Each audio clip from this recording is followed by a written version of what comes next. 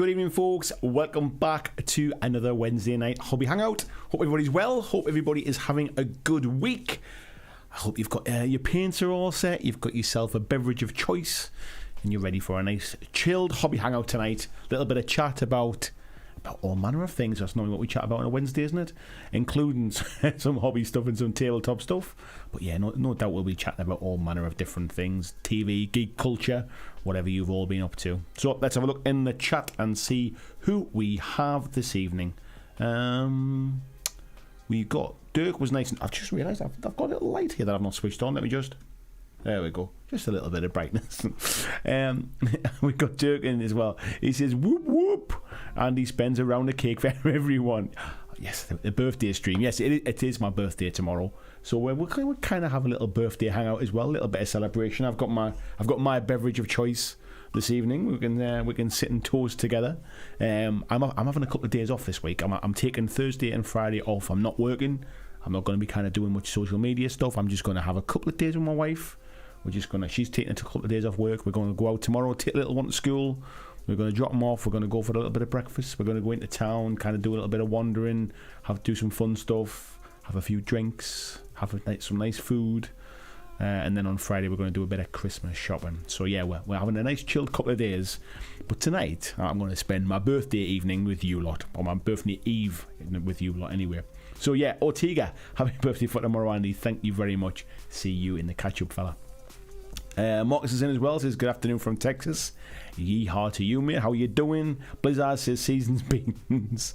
Peter Cooman says evening all, and an early happy birthday, Andy. Thank you very much, sir. Mark Wright, good evening to you as well. Tony Howell, hello. He says hello, mate. Scotty Longworth, how are you doing, mate? Says what's on your painting tables tonight, everyone? So yeah, let us know. Let me know what you're painting. Let me know what you've been painting over the weekend or kind of last couple of days. I've been getting a bit more Marvel stuff painted. Hence I'm on a bit of a Marvel roll at the moment, so I thought I'd do a little bit more tonight because I'm just kind of enjoying painting individual minis at the minute. Palmsy says hello all as well. Happy birthday to young Andrew. Young. Oh, maybe not so much, but thank you for the sentiments, mate. Tasty Brain Drain, hello to you as well. Jacob says happy birthday. Good evening, Jacob. How are you doing, mate? Yoakum, good evening to you, sir. Christian Reeves, good evening to you. The thing that you said was arrived today, mate, and I haven't opened it yet. So I will ring you tomorrow, or I'll text you tomorrow, mate, and say and let you know what I think. But I haven't opened it yet. Nigel Jones. Tasty Brain Drain saying happy birthday. Thank you very much. Nigel Jones says happy birthday. Thank you, mate. Blizzards as well. Hello to you, saying happy birthday as well. ER910 with the cakes there. Cheers, buddy. John Estel said evening hobby hooligans. Got my iron piggy on the table. It's pumped me right off bacon. I've still got mine to pay me. I need to get on them halflings at some point.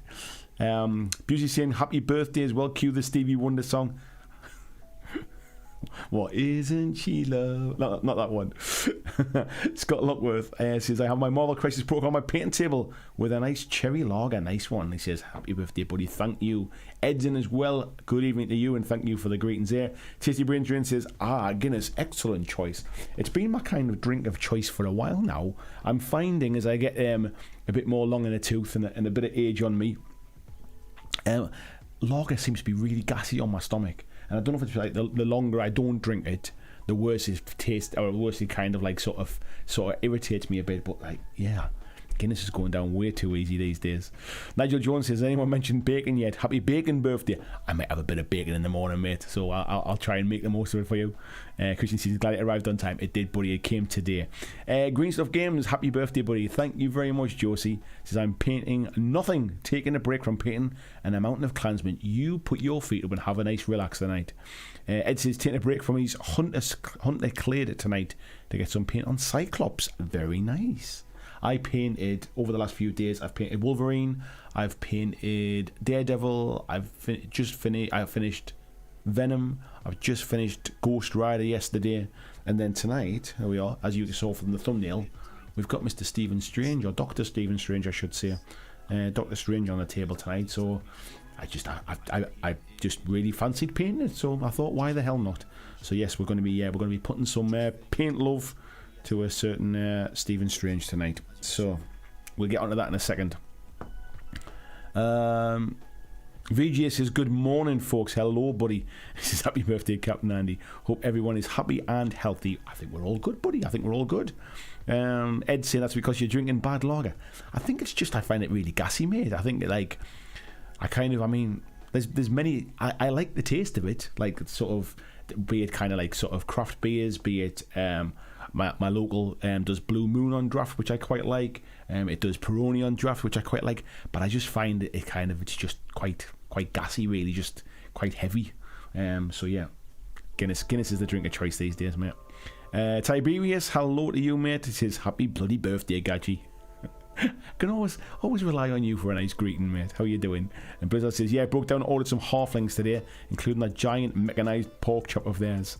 We definitely need to have some sort of halfling bacon chat one night and get some painting done. Mark Wright saying, happy birthday for tomorrow, mate. Enjoy your couple of days off. Thank you very much, mate. Right, let's crack on. And BJ says he's got a reboot Bluetooth connection to his speaker.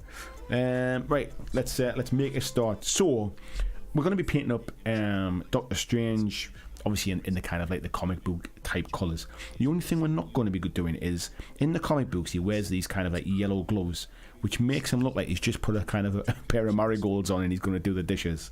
So I'm not going to paint the yellow gloves. I'm just going to go with kind of like just the skin tone for the hands today, I think. But otherwise, we're going to be pretty much just kind of sticking to his normal colour scheme, with the Eye of Agamotto there around his neck and his cloak of levitation flying way behind him. It's a lovely sculpt, this. I love that kind of sort of the mystic rings around him. We're going to try and paint that with some nice effect at some point. I like the way he's actually, I don't know if you can see, but his feet are actually off the ground. He is actually kind of like floating in midair there. It's quite an interesting model to build. I obviously stuck his cape to the corners of the rings there, and I don't know if you can see just inside there, if I get a brush, I also just put a dab of glue on the front of his leg there as well, just to give it a little bit more stability. But it's pretty stable. It's glued into the base there as well. There's not a slot in the base like kind of to like put it into, and so I just kind of made a good connection to there and left it for some time before I painted it. So yeah, so that's the way to do it. Where are we up to here? James Bray, good evening, mate. It says, can't make it tonight, just popping in to say happy birthday. Thank you, mate.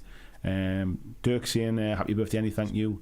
Good evening to you all. We'll join you once I get my monorail fixed. Storm of Steel Wargaming, good evening to you. So enjoyed your recent interview with the All On Tabletop lads.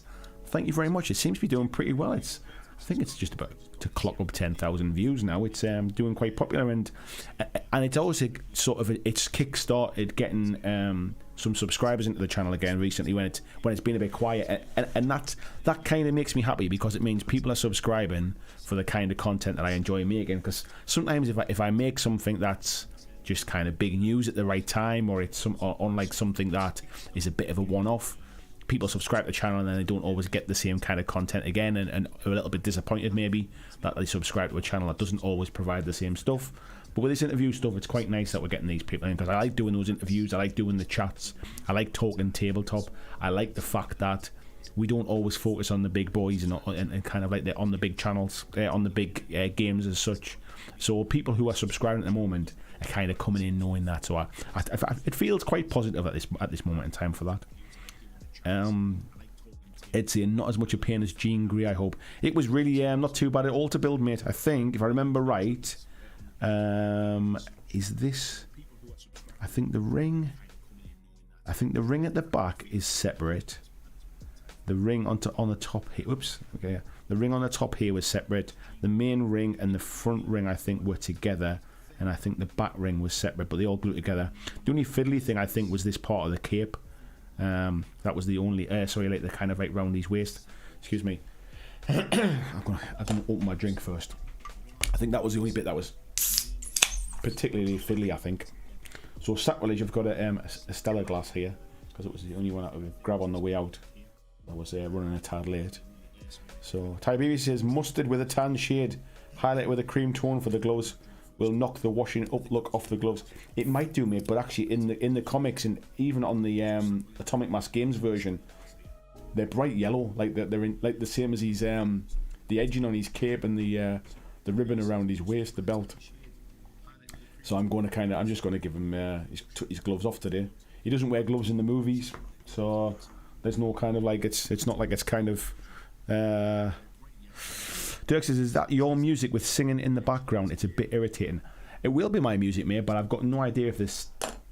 I can't. It's really, really quiet. If it is, mate, it's right down low. So I'll leave it for a little bit, mate. It'll move on soon anyway. I can't hear it, so it's different for me to know whether it's the same kind of like looped tracks that I use every single painting stream. So, do you know what it is? Hang on. Just give me 2 seconds. I think it's picking up the microphone again off the. Let me just do that, and if I do that a second. Right, let me know if it's stopped, mate, because I think what it was the other day when I had the yeah, I think that's it. I think that's it now. The other day when I had the laptop on to show that Marvel Zombies thing, I think it was picking up the echoed voice. I think it was it's the echo off the laptop. That's what it was. It's done now anyway, mate. We turned it off. I think it's because the other day when I was showing the Marvel Zombies trailer, I needed the sound from the laptop to come through to the computer, and unfortunately it must automatically be picking up the what do you call it? Yeah, picking up the microphone on the laptop randomly. Even it can't be. The laptop's not connected. It's picking up on the. It was picking up on the camera, because now the camera's plugged into the thing. It should have stopped doing it now, folks. Let me know if it stopped doing it. I think it was picking up on the microphone from the camera above me. So yeah, now it's better. Yeah, I think it was picking up from this, mate, at the same time. And I think what I've got to do is as well, because of the software that we use, you've got to put a slight delay on the microphone, so the two of them might have been kind of slightly out of sync. But yeah, we've done it now. I was thinking, how can it be that? It's because it says laptop on my screen. But yeah, obviously that HDMI is connected to the camera now, the camera above. Yeah, right. At least we caught it nice and early, and I knew what it was straight away. So because this is going to be a little bit fiddly to get at, I think we're going to start by painting the inside of the cape, and we'll get that kind of out of the way. So what I'm going to do, he says, looking on his table, we're going to go straight in with a contrast paint to get a nice kind of red layer down, and then we'll build it up from there. And I need to keep making sure I keep that on camera, because I think the cameras might be a little bit. We might move the camera in a bit. In fact, let me just tilt it slightly. That'll do it. And then it means it's a bit more comfy now. I've just moved the camera into place tonight. So we've also got as well, new to the channel. Thank you to Bear. I think it was Busey was showing me. He'd been printing some off. I printed off some of these little pot holders, which are awesome because basically the pots fit inside there.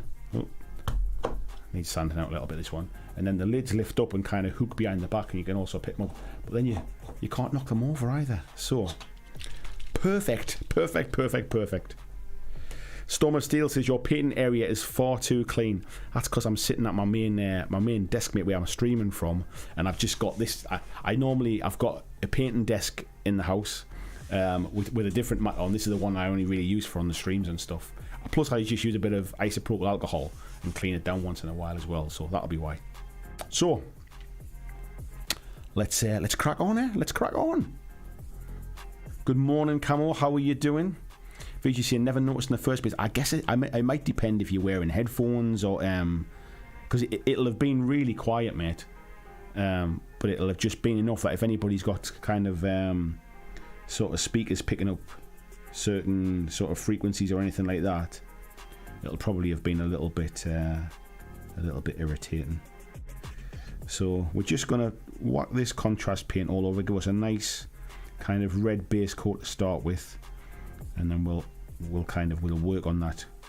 I quite like to use contrast paints as like a bit of a base coat, because they've got you're not too worried about like, you know how contrast paints sometimes get that like patchiness to them. You're not too worried because you're just trying to get like a base layer with them, and then you'll obviously build up from it. But the beauty with this is you don't necessarily need to do kind of like sort of 2 or 3 multiple coats to get that effective first base layer. So I quite like that.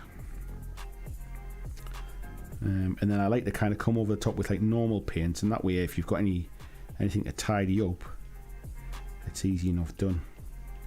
So yeah, I'm finding I'm using them more and more these days for that kind of painting. You can see that straight away, it's just getting straight in there. John says, just crack open some Glen Keith single malt. Ooh, Glen Keith, where? I don't think I know that, mate. Where's that from? Excuse me. And cheers, folks. Thank you for all the birthday wishes. Moose as well, good morning to you, sir. He's saying, have a great one tomorrow. Or today for you, mate. It's the 25th where you are, isn't it? So therefore, officially, it's my birthday in Australia. So cheers, mate. I'll have a breakfast for you. Like a breakfast drink, I mean. Ooh, nice. Dirk says he might be because he has ears like a fox. Strength of the bear, ears of a fox. So we'll get them base layers down. So what's everybody else painting tonight? What have you got on the table? VJ says, great to hear that interview is bringing in more subs. The only thing is I hope it's not bringing in people that are just interested in pissing and moaning about GW. To be honest, mate, that's not been the case. There's been the odd one or two, but then there is normally the odd one or two on my videos anyway, like whenever I talk about sort of that kind of stuff. But generally it's just been a lot of people who are like maybe that little bit older, have been in the hobby for a while, or new people who kind of like got into the hobby through on tabletop. Thank you very much, mate. Thank you, Yoakum. He said, happy birthday and a bit of a late happy channel anniversary. Cheers, buddy. Much appreciated for that donation. Huge thank you for your support. As always as well. Been a massive supporter of the channel over the years, so thank you very much for your continued support, buddy. So yeah, it's not been too bad, mate. Generally it's been folks, because I'm not anti-GW by any stretch of the imagination. Like, I think that they do some fantastic stuff. It's not to everybody's taste. It's also not to everybody's price range. But then who does these days? Like somebody did comment about sort of about like how GW stuff is, it's just a cash grab now, and I always find that phrase a little bit troublesome, basically, because like what is a cash grab? Surely the definition of a cash grab is that basically it's kind of they get your money and disappear and you never hear from them again, kind of thing. But I mean, they're a business. It's their the fact that they're on the stock market, they're there to try and make money. Like, and everybody, it's not like anybody. It's not like it's food or something like that, or electric bills. It's not like you're forced to pay it. Everything's optional. So I do find the kind of like that cash grab mentality a little bit weird. If it's expensive, don't buy it. If you don't like it, don't buy it. But kind of moaning about it just feels a little bit like wasted energy to me personally. But so yeah, I'm not anti-GW. I just don't particularly kind of play their games, and that's kind of the top and bottom of it, really. No hate from me. I think I've said this before. I don't really hate anything apart from beetroot. It's just something about the purpleness of it just freaks me out. Anyway, Peter, he's still assembling Frostgrave, Storm of Steel Wargaming. Says 18mm British Napoleonic Rifleman. Nice one, mate. Nice to see a bit of variety there. John says, I think it's a fairly new from Speyside. Heard it's more of a starter's single malt, but that's where I'm at, not too heavy. Yeah, I must admit, I do quite like my bourbons. So I kind of like, I don't mind a nice kind of sort of flavourful bourbon, but when it comes to Scotch, I'm not my palate's not that kind of sort of developed or anything on it. So I do like a Speyside, but I must admit I like something that's not too much of a kick.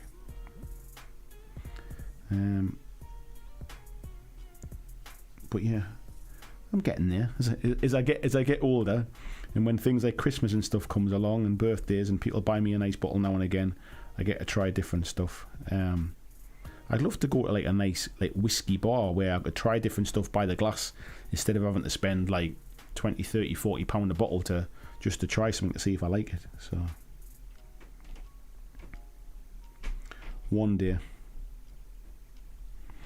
Most of the bars local to me kind of like their whiskey selections are not exactly connoisseur type stuff. It's the big sort of brands really. So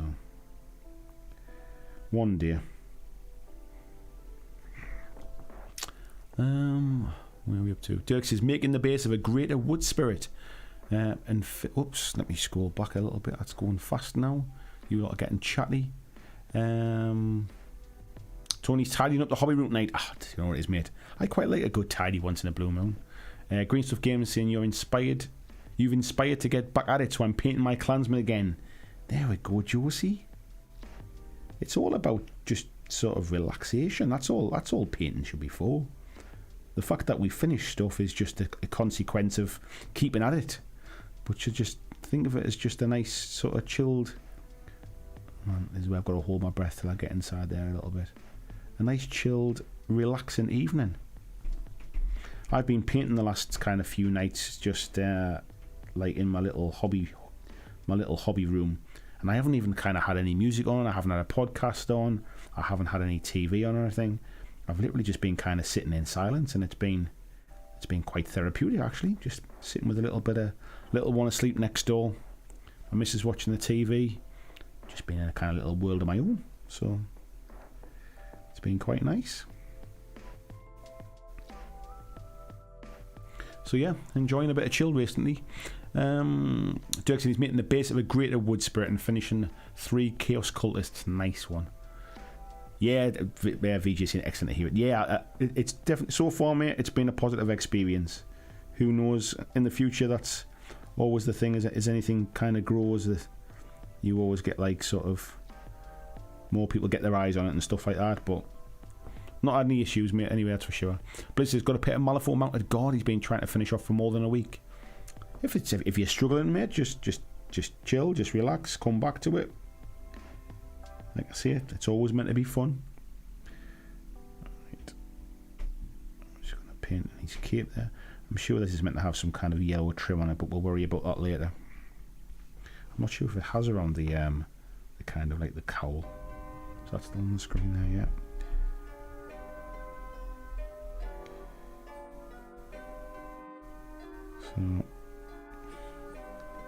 So yeah, it's been a good week so far. Feeling quite chilled. I got some more letters from doctors and hospitals for more tests, but otherwise I'm all good.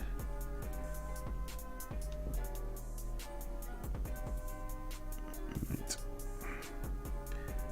got to get into there.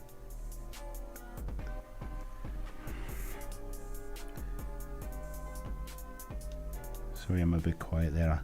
Sometimes when I've got some fiddly bits to do, I just find I need to concentrate. Just go that little bit silent. We'll just get into here and get these bits, and then I'll be back with you. There we go. So yeah, we just got like a bit of a nice kind of covering on that just to get it started, and then anywhere where it's a little bit fiddly to get at least it's kind of got that like red coat to it now on the inside.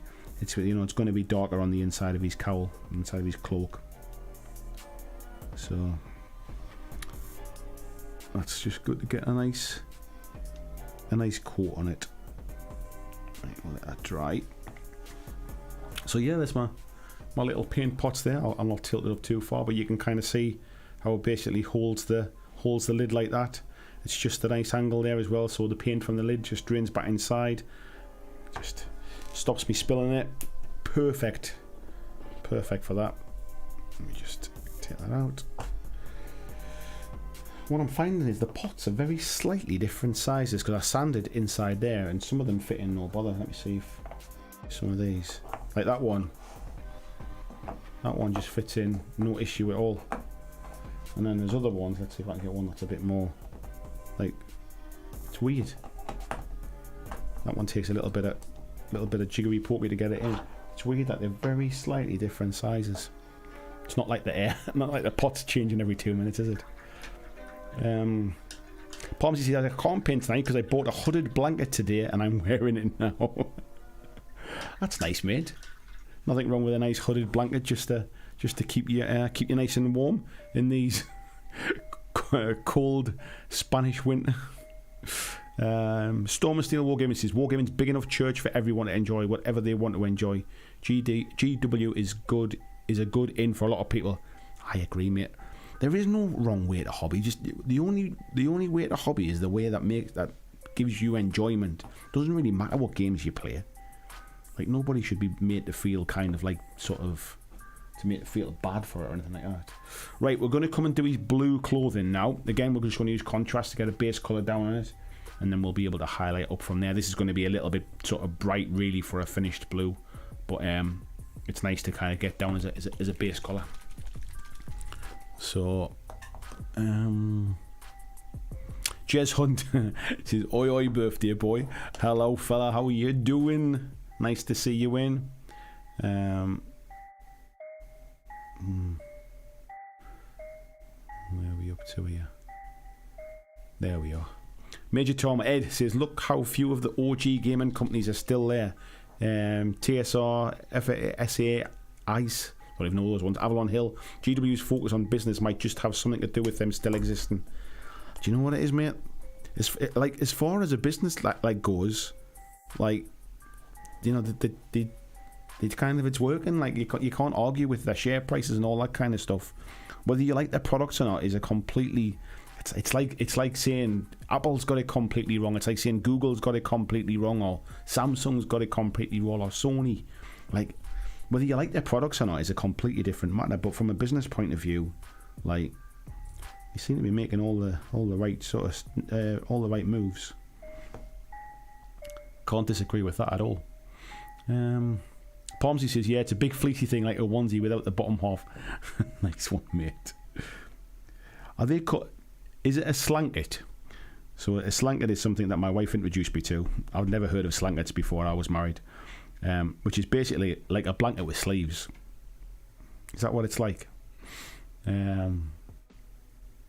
Oh, sorry. Jess is just saying there is a slanker. I didn't see that there as well. Tiberius says, Ralphie.com is a great YouTube channel if you're into whiskey. I quite like Whiskey Tribe. I watch them. Let me just see how that. I'm trying to see. He's got like a symbol on the front of his top. I'm just trying to work out how it's shaped there, because it's not as defined on this left hand side, but it is on the other. So we'll just we'll keep getting the colours on it, because the beauty is you get these base colours down, you can always tidy it up, because we're not worried about kind of everything being perfect for contrast paints. We're just using the contrast paints to get the base colours down,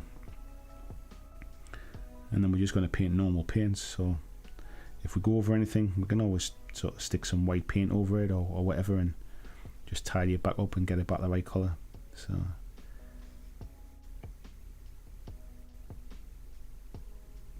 like there's that, like I've obviously gone over on the elbow there with a little bit of red, but I'm not too worried at the minute, because no doubt we'll probably end up kind of highlighting pieces of it up or darkening it down or whatever. So we'll tidy that up when we go. Let's just concentrate on getting the block colours in. Palmsy's saying, last time I hobbied was at the weekend, putting decals on Space Marine shoulders, and it annoyed me. Yeah, I must admit, I'm not a huge fan of. I love the way decals make the miniature look when it's finished, but I ain't a huge fan of actually sort of putting them on, cutting them out, and attaching them and all that malarkey. But yeah, I do like how they look. They really do finish a model off, especially when you've got like sort of Marines, or if you've got vehicles and stuff, especially like 40k type stuff, or like army type stuff, like sort of historicals. I certainly wouldn't want to be trying to paint them on, that's for sure.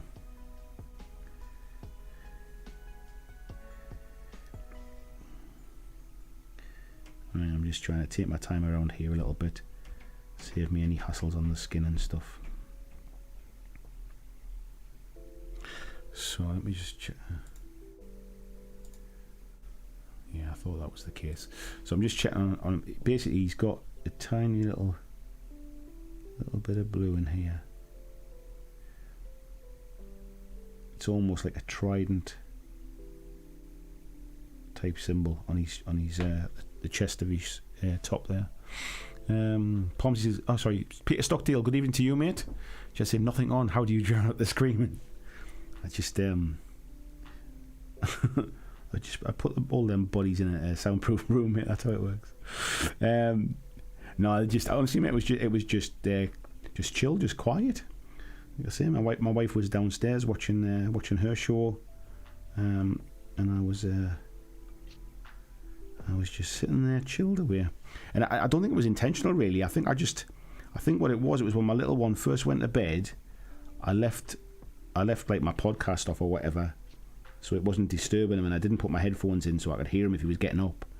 And then before I knew it, I'd been sitting there like a few hours, and he was sound asleep, and I was still just sitting in silence. And I was thinking, oh, that's quite relaxing, actually. This. I think silence is a rare commodity these days with a 5-year-old.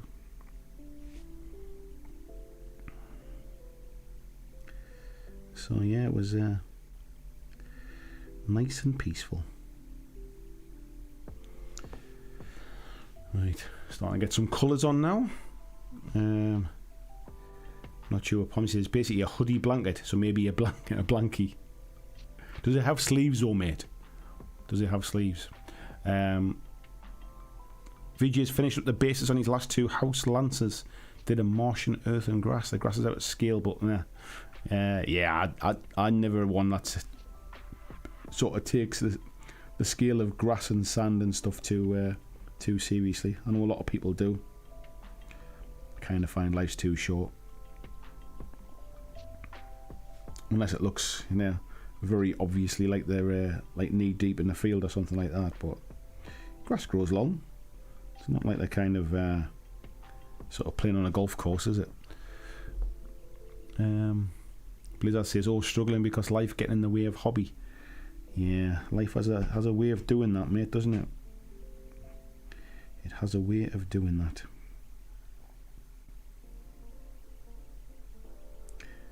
So,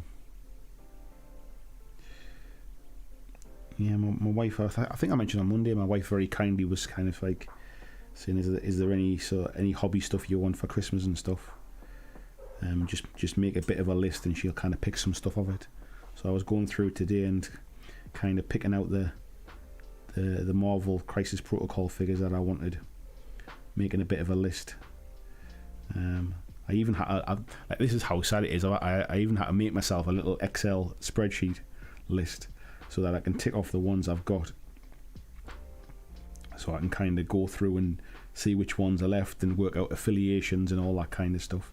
At the minute, I'm not really kind of going too much about like sort of competitive lists or anything like that.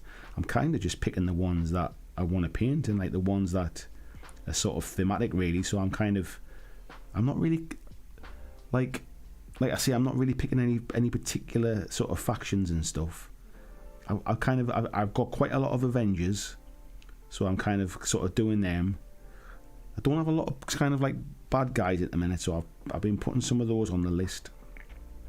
There's a few that I like kind of from them ones, and some of them are a little bit kind of more expensive, being bigger models and stuff, so nice to put down as kind of sort of gifts and things like that.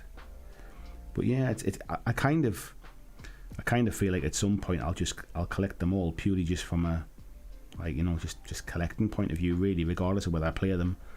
I'm having like fun, just kind of like building and painting them, really. So yeah, so I was just kind of going through and picking some stuff out today to give to my wife. I think she's going to kind of hang on and see if there's any sort of Black Friday sales, anybody has any sort of last minute discounts before she pulls the trigger on them. But yeah, it's quite nice actually getting some hobby stuff. I think I mentioned this on Monday as well. Really, I generally don't get hobby stuff as gifts, because I think there's people always kind of worry that they don't know what to buy me or whatever. So, right, we're getting some basic colours down on Mr. Strange there. Mr. Strange, Doctor Strange, even. I keep thinking of Mr. Sinister. So, yeah, that's. Well, I don't think we'll kind of go and do the kind of like the ring bit yet. I think we'll concentrate on getting the base colours on his body and stuff, and then we'll come back and do that. Pomsy says you can buy them from Dunnes stores, and this is not a paid promotion. You can buy them up to all those ones. Oh, sorry, the slanker things we're talking about. Pomsy saying I'm waiting for the electric version to come back in stock that you plug into the mains. Anything that you wear that plugs into the mains, I'm always a little bit wary of. Just sounds like an accident waiting to happen. I was always a bit wary about things like electric blankets and stuff. Jess says, I see a sewer collapse has closed the GW building for a bit. Yeah, it was in the shit a bit. It was at the weekend, I think, wasn't it? I think it had happened. Was it like Saturday night or something? I think I saw it said Warhammer World was closed because of the sewers. I think basically the road leading in was all closed, wasn't it? PG saying on the Martian bases use 2 coats of Martian Iron Earth over Mephiston Red, but I'm seeing the white prime through the cracks. What would people recommend for fixing that? I'd be tempted maybe to come in with like a red wash or something like that, or even like an Agrax wash. If you kind of like drip it into the cracks, and then at least it'll kind of darken down the kind of like the cracks in it as well. Or yeah, Flesh Tearers red contrast. If you go over the top, mate, the only problem is everything will end up Flesh Tearers red, unless that's the kind of the look you're going for. I'd potentially think about maybe dropping something over the top to colour in the cracks, and then maybe even like a light dry brush over the top or something like that. Dan Kennedy, how you doing, fella? Says the missus has gone to bed, so I've come to listen along while building some Chaos Horsemen for the start of a small Varangur army. Nice one, mate. Jezzy sounds like a plan. Yeah, John. Yeah, I don't think they'll much fancy them either, to be fair, mate. Right, what we're gonna do next? Just waiting for that red on his cape to dry a little bit more before we come back to that.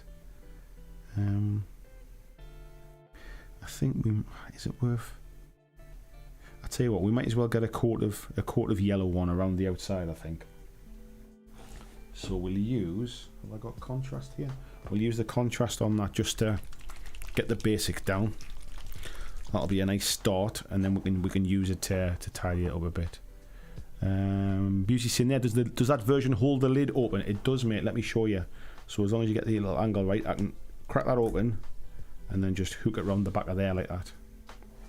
And it just can you see it on the camera there? Yeah, you can, can't you? Let me you can just kind of see there where it holds it, and then what it does is it kind of just runs back into the pot as well. There was some that didn't have the thing to hold it as well, but I just thought I'll try both. That was the first one I printed off, and it worked a treat, so I stuck with it, mate. Pomsy says not that warm in Spain where I am. It's currently 5 degrees. Do you know what it is, mate? I don't think I really kind of thought of Spain getting that cold, but yeah, it's pretty chilly here as well. When I was driving at the weekend with the kids on my way home after we'd been away on Saturday night, the little sensor thing on the car kept pinging away when we were driving up the motorway, saying it was below 3 degrees, and that's kind of the coldest it's been for a little while. I definitely, in the weather report is saying at the minute it's kind of looking like we're going to get some kind of snow and stuff at the weekend, so feels like winter's definitely on its way, mate. I think our nice autumn is well and truly gone now. So yeah, I'm just using this contrast paint, like I said before, just to get a bit of a base colour down on it. We'll be using kind of normal acrylic paints to kind of paint it up properly, but this just gets a nice base to it. A quick way to kind of get rid of the white. Also gives me a little bit of a base to work from as well, because over the top of a kind of a Zenithal Prime, the contrast paint, I mean, you can kind of see on the trousers here, the contrast paint starts to kind of give me that sort of highlight and shade, and it gives me somewhere to focus like my painting on as well. So whilst I'm an average painter, even at best, it's nice to kind of, it almost gives you that kind of sort of painting by numbers kind of sort of, where do I put these colours, where do I highlight, where do I shade. That'll automatically kind of do that for you, so it gives you a base to work from. Jez says that's hot summer's evening in the northeast. For me, they'll all be out in shirts. You're not wrong, mate.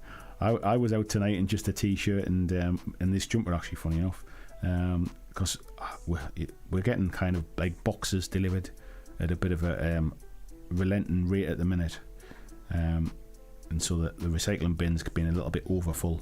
So I've been kind of burning cardboard in our little wood burner tonight, just to kind of try and get rid of some, because the recycling bin, recycling delivery or kind of collection doesn't come for another week yet, and the bin's already overflown. So yeah, I was outside burning bits of cardboard, and to be honest, it didn't feel too bad, and especially with the fire on, and I was kind of like thinking, I'll not be too bad. If we stick the log burner on, we'll be able to sit outside. Maybe it's tomorrow night for my birthday, or maybe it's on Friday at the weekend. Be able to sit outside with a fire on. Nice glass of whiskey, soon warm you up. We've got like some nice kind of sort of blankets to kind of wrap round us when we're sitting outside. Keep it warm. Reggie says gig tonight and rehearsal tomorrow night, and then it's B-Day working. Oh yeah, your birthday as well, mate. Happy early birthday. He says air show barbecue and presents. Wow. it always kind of it's miraculous, like how different things are over in Australia versus what was that? Tasty Brain Drain says happy birthday, my friend. Enjoy your Guinness. Thank you very much, matey. I will certainly treat myself to one tomorrow. Like I say, I'm going out with the wife. The wife makes me sound like a proper old man now if I've got the wife. Out with wife. So yeah, we're going out for a few drinks tomorrow. So yes, I will certainly treat myself to that pint of Guinness, mate. Instead of drinking the canned stuff.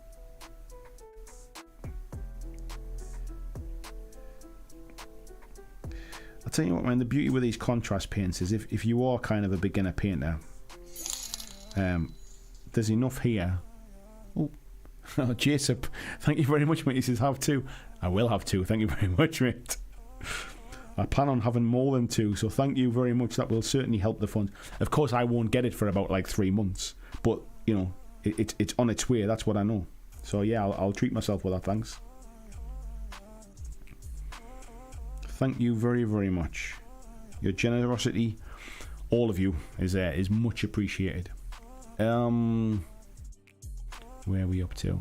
Yeah, I was just saying there about the difference in Australia. You're having air shows and barbecues, and I'm sort of wondering whether I've got a warm enough coat to wear when I go out tomorrow. Pomsy says I watched your decal vid, but for some idiot reason I skipped the hairdryer steps. Yeah, the hairdryer. If you can use something called Microsol, which basically softens them up, but I didn't have any, and I put so few decals on that I thought I don't really want to be buying stuff specifically for a few decals. And I found the hairdryer basically it softens them up, the heat softens the decal, and just lets them kind of shape to the shape of the shoulder pads and stuff, like the armour. Because of course when I did that video I got a million people going, oh, just use Microsol, just use Microset and all that stuff, and it's well, you can, but I didn't have any and I wanted to do them now, and I'm sure other people are in the same boat, so why not have an alternative? So everybody else always knows best though. It's a bit like the video I did about sort of cleaning the GW pots. Some of the replies on that video, rather than just either saying nothing, some of the replies were oh well, just put them into dropper bottles, or just or don't buy them in the first place and you won't have this problem. And it's yeah, that's really, really helpful. Thanks very much. I happen to quite like the GW paints, so, and I already have them, and I'm sure other people are in the same boat because GW sell a lot of paints. I'm just trying to help. Don't sweat it. But no, it's not the way the world is. Let me scroll down a bit. Mitchell Bridges, thank you very much. He says happy birthday, Blackjack. Thank you, buddy. VG says learn to use Microset and Microsol will make your decal life much easier. So there you go. Yeah, but I ain't got any, and I hardly ever use them.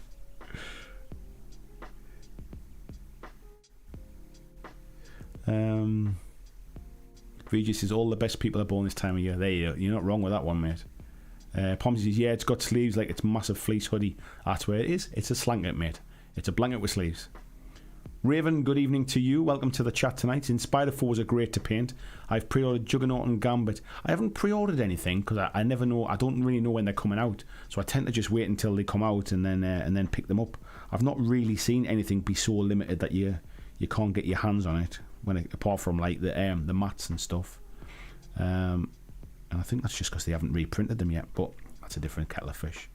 But yeah, I managed to get my Hulkbuster and I managed to get Miss Marvel. I've got like my Moon Knight and Blade and all that kind of stuff. So I've not struggled so far. Yeah, I think I was just saying, like, anybody that's just kind of a beginner new to painting. I mean, like, if I didn't want to do any more highlighting or anything like that, that's like it's a pretty decent like start, really. Like it gives you a pretty like a decent enough kind of basic to start from, which I find quite interesting. No idea what the new Army Painter ones are like. Haven't tried those ones, and to be fair, unless somebody's going to send me some, I'm not really planning on buying any. Really, I don't need them.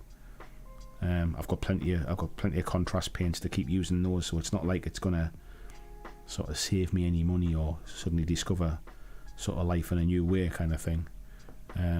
So we'll see how they perform when they seem to come out. See what people say about them, but yeah, nothing against them. I just seems madness spending money on stuff that I don't need. So, alright, just get a bit of a start on that one.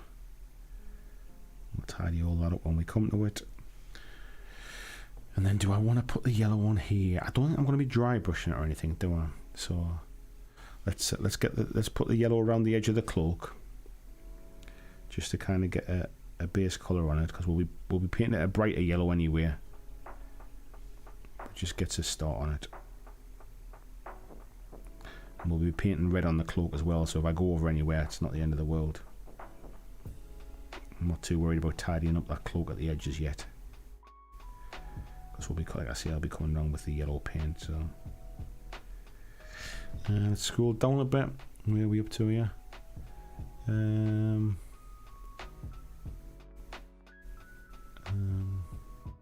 Ed says the big Avengers list is easy. Just about every hero in the game has been an Avenger at some point.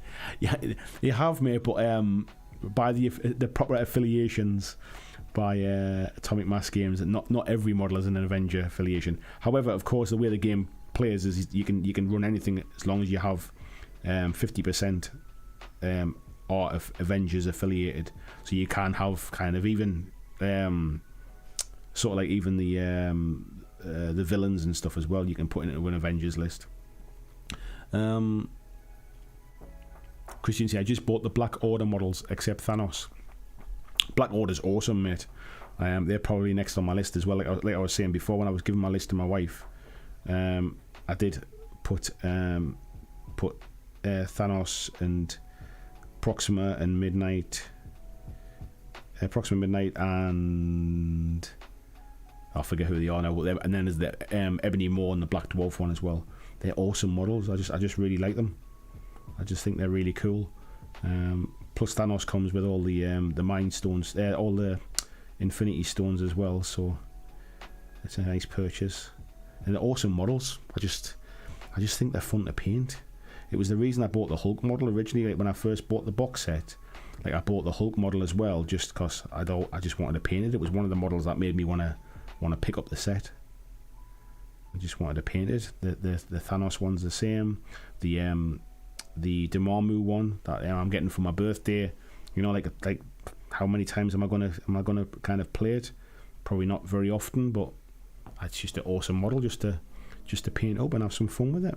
So I'm thinking that's what I'm enjoying about this game at the minute, because I always said it was going to be my hobby game and stuff like that, and that's one of the reasons I've not done too much stuff on the channel about it. Otherwise, it would kind of end up being potentially like, if anybody watches the Wargaming Luke channel, he's a nice guy. I don't know him personally. He's contacted me a couple of times about a few things, but he seems like a nice guy. And he used to kind of cover a lot of the similar type of stuff to what I do, like sort of cover sort of Warcry and Kill Team and lots of different sort of skirmish games. It used to be the channel used to be called Skirmish Miniature Gaming, wasn't it? SMG. But he seems to be kind of gone all in on Marvel stuff now. His channel is only really Marvel Crisis Protocol, and I think the worry is that if I kind of talk about the one game I'm enjoying from my hobby side of things on my channel stuff all the time, it'll stop being my hobby and it'll start just being my job, and I'll kind of lose some kind of love for it a bit. So it's nice to kind of keep it a little bit separate. Although it's kind of creeping in when we're sitting chatting like this, obviously. Of course it will. Yeah, Ravenson, not out yet. Just put the pre-order in. Jesse, I'm working with a lad who made Doctor Strange's costume in one of the films.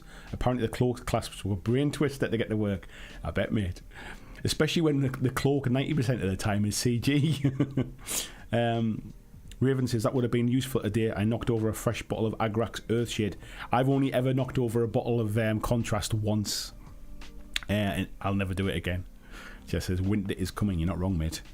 Dan, how are you doing, mate? Core Quest, he says. He's gone corporate. Nice to see you, fella. There's nothing wrong with going corporate, mate, with that with a wonderful game like Core Quest. How are you doing, sir? Nice to see you. And I saw it was your daughter's 18th as well. Many happy returns to your daughter. It was nice to see the little family photo of you all out for a bite to eat. Nice to see. There's just, I don't know what it is. It's like, you know, all that time of like sort of people being locked indoors and stuff. It's just nice to see like pictures of people out celebrating stuff. Like my sons were 18. It was their birthday last November. It was their 18th, and we couldn't even like sort of get together. Never mind sort of celebrate it. So we went away for their 19th last weekend and went for a few drinks and some food and stuff like that, and had a night away in a hotel. Just me and the two boys, and we had a great weekend. Just kind of sitting, we sat and watched the football and kind of like sort of had a bit of a laugh and a bit of a chat, and went through round some bars and stuff, and had some food. I just had a nice weekend with the kids, and it's just when I seeing like your family picture and stuff, like seeing you all celebrating. I think it's the stuff you kind of take for granted, and you kind of forget that we used to do that all the time. So yeah, it was nice to see me anyway. Oops. You need a garden slanket. It's kind of we got big fleece blankets. We haven't got slankets yet. Marcus is saying happy birthday. Thank you very much, mate. John says this isn't London. That's a few Guinnesses, not just one. It's $10. What's that about? It's showing on my screen. £7.51. It's probably a pint and a half, mate. To be fair, pint and a half. Pomsy says I would have thought you'd have a fire pit in that garden, mate. We do have a fire. Well, we have like a fire, like a log burner type thing. It's not like a pit. It's like a fire cage type thing. But yeah, we do have one, mate. VGC and Peter being unhelpful in the YouTube comments. Well, I never. John says, sure you're not watching a video about cleaning GW pots if you want to clean. You're just watching it if you want to clean.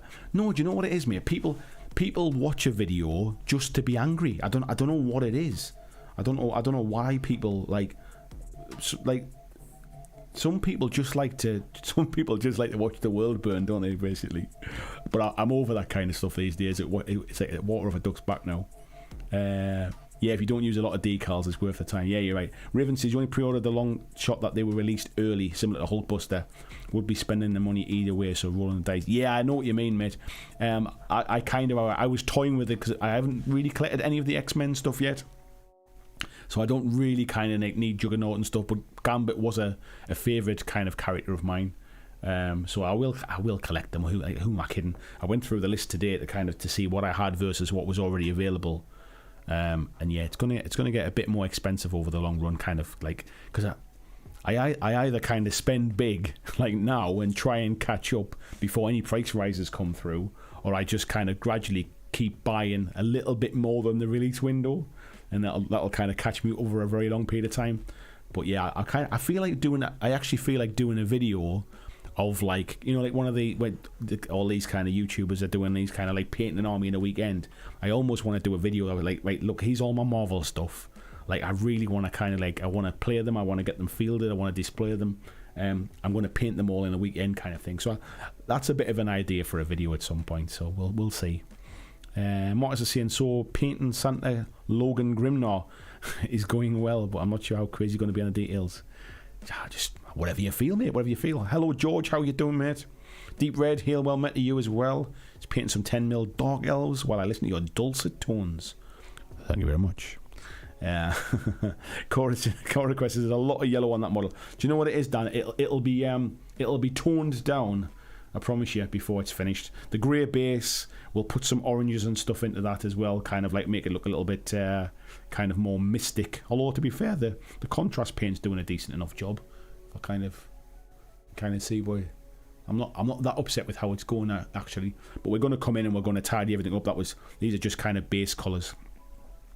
Josie saying, I won't deny those models look great, but I feel I was cheating on hero clicks. These can be your side models, can't they? Busey says, I just found that painting handle on Thingiverse looks identical. Yeah, they do have these kind of painting ones. This is the Redgrass Games ones, these ones. This is the one that Christian sent me, actually. This was before the ones that pop off the top. That one's upstairs at the moment because I've been using it on my Marvel Minis upstairs. So this is the one I've got in the studio here at the minute. But they're awesome. I mean, I do sometimes just use a cork because I tend to put them on these if I'm like priming them or anything like that. And when they're still on them, I kind of sometimes just pick them up and paint. But yeah, they're just comfy. They're a nice weight. I like the way you can kind of spin the tops on them. They just work. Where are we up to here? Rob Webb, hello Rob. He says, that's why I don't paint on YouTube. When it becomes my job, it becomes less fun. I kind of disagree in a way, mate. Like, I must admit, this is my job now. I do kind of content creation full time, make videos and stuff like that. And it was always a hobby for about 4.5 years before I started doing it full time. 4 years it was, just under. And I've been doing this full time now for coming up to 18 months now, I think it is.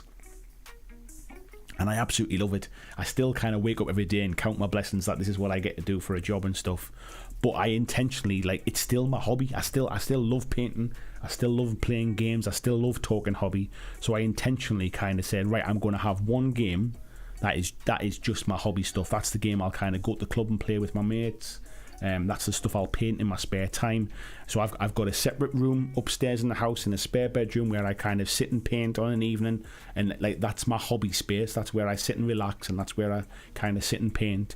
And then I've got my studio here where I basically kind of work from during the day and record my videos and kind of do my live streams and paint for, like, if I'm painting for a video or I'm painting for a game I'm going to play on camera, then it's kind of work. And if I'm painting for something for myself, then I kind of do that in the house, and I've managed to kind of sort of differentiate the two things. Like, I've got like I haven't got them on tonight actually, but I've got like sort of like branded T-shirts that I wear when I'm working during the day. So when I get up, I get showered, I put on like a BlackJack Legacy T-shirt or a BlackJack Legacy hoodie, and I kind of like, I'm at work, and it's been about getting myself in the right mental space really, because I work from home and because I work on my own. I try to kind of sort of have that delineation between work and personal time, and it's been hard. It took me 18 months, but I feel like I'm starting to kind of get that nice break really now. I just randomly happen to be painting some Marvel stuff tonight because I've been painting them this week in my spare time, and I'm kind of on a bit of a Marvel roll at the minute. Duncan Garcia, good evening, Duncan. How are you doing? Says, thanks for all the great content that is not GW related. Hope you have a great day. You are welcome, mate. We briefly chatted about this earlier on. I'm a big fan of GW stuff. I think they do some good stuff, but it's just personally not. Like, it's not the stuff I play, and it's not the stuff I collect. So this is the stuff I enjoy. I enjoy all the other stuff that's out there. So yeah, that's what the channel's always going to be about. Dan saying, it's been lovely going in a succession of meals with various branches of the family to celebrate her 18th. A bit pricey though. Yeah, tell me about it, mate. Taking two boys on a boozy weekend was not kind on my bank balance, that's for sure. Especially when they're 19, they're both at uni. They keep every penny they own, so they weren't sort of dipping their hands in their pockets for anything really. VG says, looking forward to Cora questing with my son as soon as that container clears the Aussie customs. John says, shows how long it's been since I've been out drinking. It's about £5 a pint, mate. I mean, I think it's $4.95 in my local for a pint of Guinness. So yeah, get me a pint and a half. I don't know what it is in town. Surely I'll find out tomorrow. But when I was out with the kids at the weekend, I think a pint of Guinness ranged anywhere from £3.50 to £5.50, depending upon which pub I went into over the weekend. Where are we up to here? Oh, let's just jump on my screen a little bit. Just Kev says, happy birthday. Question, top 3 favourite Marvel Crisis Protocol minis. Go. Minis purely from a kind of like the mini perspective. Hulk, Deadpool, and what would I say the third one was? Hulkbuster. Those are my 3 that I'm enjoying, or I have enjoyed painting at the moment. But I've got lots that I like, to be fair. Raven says, yeah, I've been buying them as I've done painting. That was my plan originally. I kind of my plan originally was basically I'll buy the core set and I won't buy anything else until I've painted them, and I kind of stuck to that. I did buy Deadpool while I was still painting the core set, but I stuck to that plan. And then when I painted the core set, I bought myself some more minis, and I kind of built them all up and I got them primed, and then I started painting them, and then I think I saw some on sale, so I kind of went in and bought some more while they were on sale. And then it's my birthday coming up, as we just said, so I kind of like I asked for some stuff for my birthday as well. So I've kind of got that out of balance a little bit at the minute, where I've got way more ready to paint. I've got nothing lying in boxes ready to build, but I have got them all kind of built and primed, ready to go. But yeah, I could do with just having a bit of a blitz and kind of catching back up, because I want to buy more. I want to buy more of them, but I know it's madness to just keep kind of buying them and not sort of getting them done. Yeah, Marcus is saying would rather play Marvel Crisis than HeroClix. It's a bit of a standing joke with Josie, as you're a big HeroClix fan. John says, I'm using one of those XLGW handles. I know it looks ridiculous. It does make life easier. I don't find them particularly comfortable, mate. I've got one of the GW handles that I bought when they first come out, and I just couldn't get away with them. They were really uncomfortable in my hand. But I think it's all one of those kind of like sort of horses for courses type thing. It just really depends upon what's comfy and the size of your hands and all that kind of stuff, doesn't it? Right.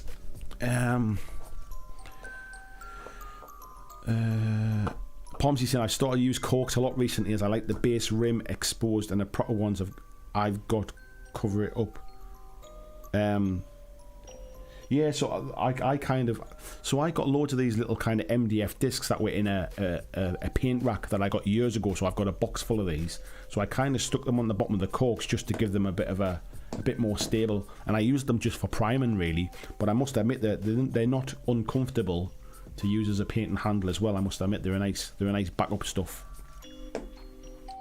But yeah, there's nothing like the proper stuff as well, like, to be fair. Let me just scroll back up a second there.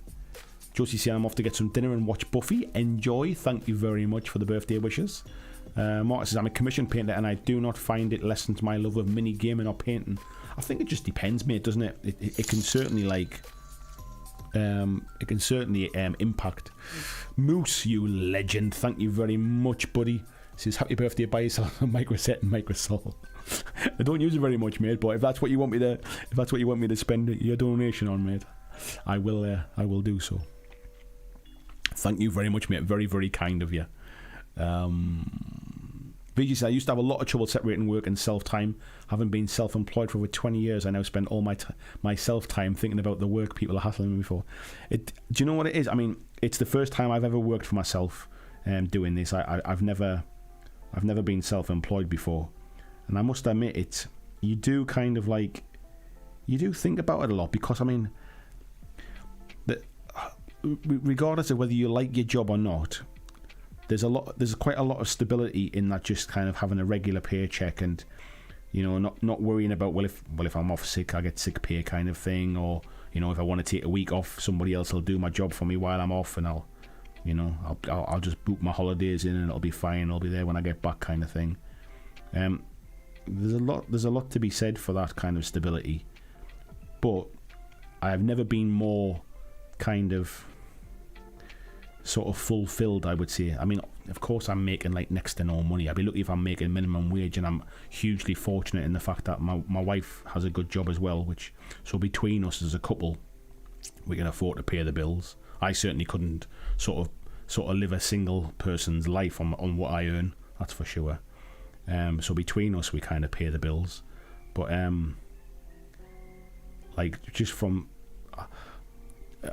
like with the idea being, as long as it keeps growing over time, and there's a kind of like there's a plan to this, and it's not just kind of like my wife's not just kind of working doubly hard so I can just hobby all day kind of thing. Then it's all kind of good. But I've never felt more fulfilled. Like I've never kind of like I don't go to bed like thinking, oh God, like what have I done kind of thing. This is awful. I find it hugely like motivating. I think what's been weird is the whole kind of like sort of pandemic thing. I've not really interacted with people as much as I would have liked to. And I think for that regard, like when I left my old job, I didn't really get a chance to kind of speak to people. And so I didn't really get to see any proper goodbyes and stuff like that. I didn't have a leave and do or anything like that because it all happened during lockdown. So there is some people I would have liked to have kind of sort of had a chat with and explained sort of what I was doing as a job and that kind of stuff that I never really got to speak to.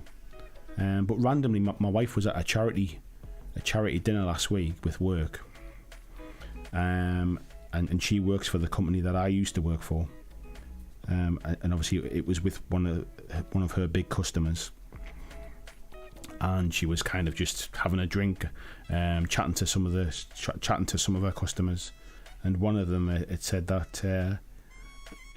How's Andy doing? I saw his channel the other week. He's doing really good kind of thing. So it's weird moments like that when you realise that you think, oh, we've got this little kind of, we've got this little niche hobby that hardly anybody knows about, if you like, and then within that niche hobby we've got these little hobby games that most people don't like really kind of sort of necessarily know outside of Games Workshop, and then within that I've got this little YouTube channel that's not like a big one that that nobody ever really sees, and then out of the blue somebody does see it, and it's like it's weird. It's just you kind of realise just how small the world is sometimes. But I'm getting all philosophising now, aren't I? But yeah, it's kind of what I would say is I ain't ever going to get rich doing this, but I tell you what, I'll probably live a lot longer through being a lot happier. That's for sure. I'll not be stressed doing it.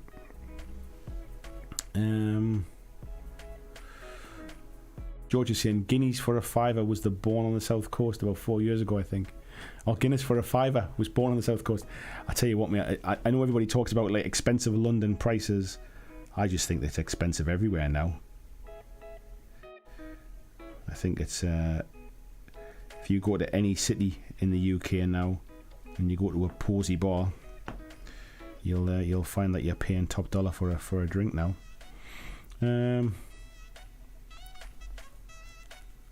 Tony says, yikes, last time I had a night out it was £2.50 for a pint. It depends where you go, mate. You still can get a pint for £2.50, but yeah, my local thinks they're a bit better than they are, I think. You're seeing the norm. Alright, Dan saying, do you have a specific terrain for Crisis Protocol, or are you using mainly generic stuff? I had really good 2 foot by 2 foot urban cityscape for the Night Models game, but I gave it to a mate. I've got specific terrain made, but purely based upon the fact that I didn't have any kind of terrain prior to that, and I got my 3D print and I've been sort of printing some terrain. I have bought some of the Marvel terrain as well, just because I think it's really, really nice. I bought the Doctor Strange's Sanctus Sanctorum because I got it in the sale. It's meant to be like 80 quid for this big building, and it was on the sale for like 50. So I kind of sort of treated myself that to a little while ago. So that's been built and primed and ready for painting.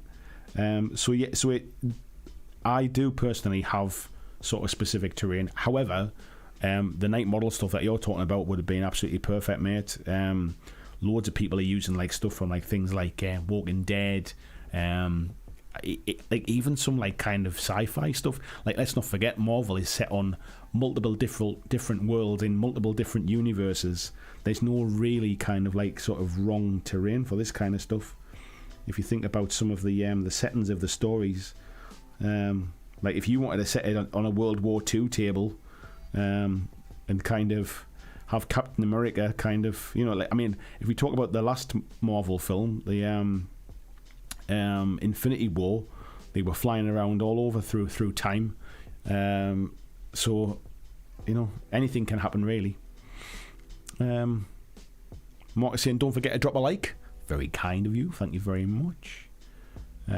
George saying, didn't see it was your birthday. I hope you had a great day. It's tomorrow, mate. I'm having a very slightly kind of sort of birthday celebration. It's my birthday tomorrow, mate. So we're just having a bit of a gang hangout tonight and early celebration, because I'm taking a couple of days off this week to celebrate with my wife. So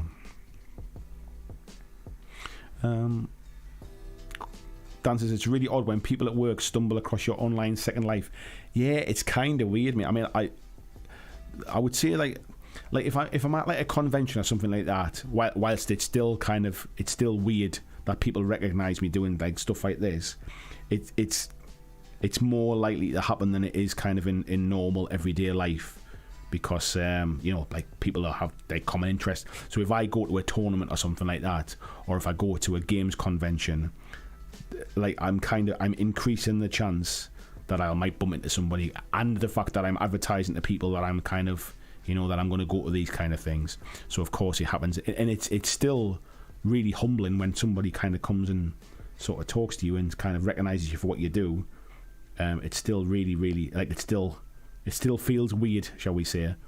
But like, I've been out for a drink with my wife once in a pub, and like my wife went, oh, I'm just going to nip to the toilet and then I'll go to the bar on the way back. So kind of she's got up and she's kind of wandered off, and then I had somebody like kind of come over to me and go, are you that guy off YouTube? And like the bar was quite busy. This is going back before pandemic days. The bar was quite busy, and there was like a couple on the next table. Like instantly, kind of saw like their ears prick up a little bit, and like look over just to go like who is he? Is he somebody kind of famous or something? So then I had this conversation with this guy, and he was kind of like he was just somebody who was into his miniature stuff and looked like a local guy, and really say like watching the channel and stuff, which was awesome.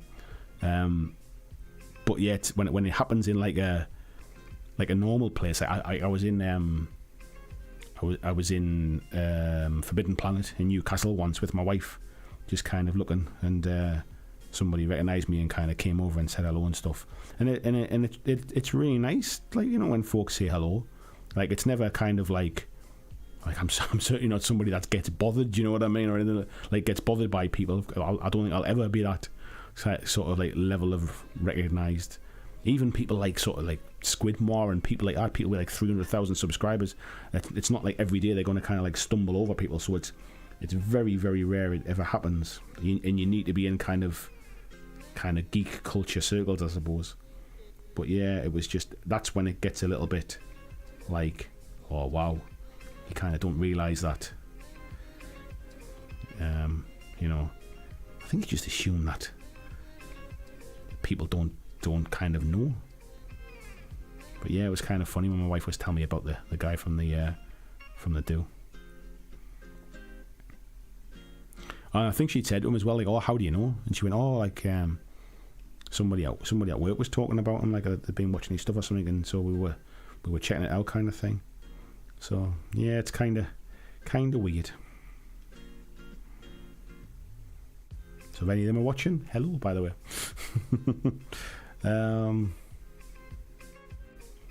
Bartholomew the Great, hello buddy. He says, is there a good army builder for Crisis Protocol?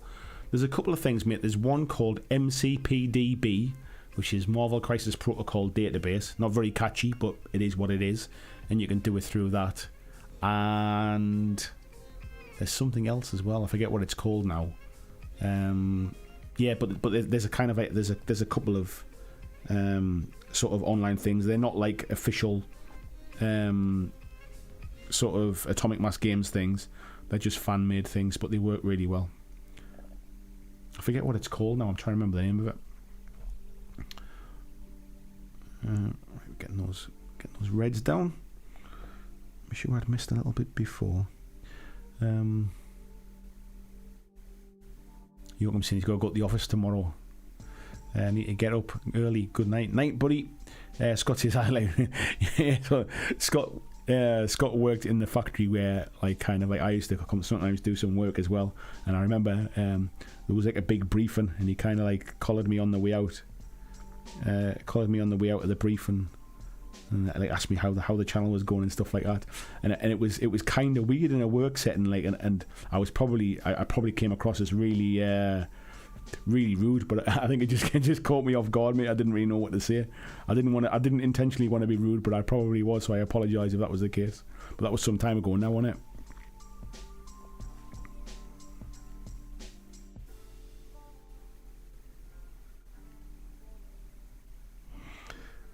I think we're not quite at that stage yet where anybody older than about 21 sort of being on YouTube is seen as kind of like a credible career path. So it's kind of weird when it's somebody a bit older.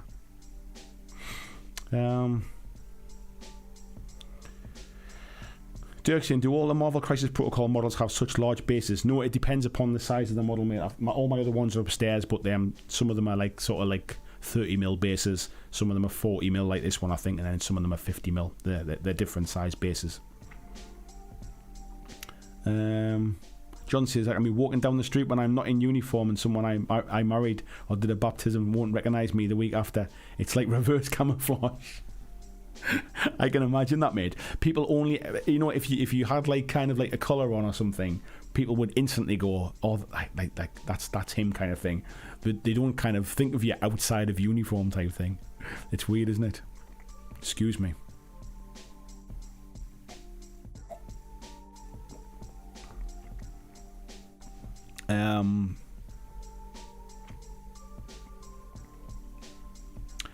Oh yeah, sorry, Raven's just saying about the base size there. Dancing there, someone I know bought me one of those cameo shout-outs from Felicia Day. Used to run Geek and Sunday. I know who Felicia is, yeah. And it was one of the few geeky TV shows. In the shout-out, she mentioned Cora and my videos on the Dice Tower, which the guy hadn't mentioned, so she obviously watched some of my videos and remembered us. That was a bit freaky. Nice one, mate. Fame, eh? Fame. Martin says, I'm someone who talks so much when I am quiet, people forget I'm in the room. Scott says, yeah, almost 3 years ago. Yeah, it was a little while ago now, mate, wasn't it? Raven says, it's super weird. First time I got asked for my photo signature, it was very odd.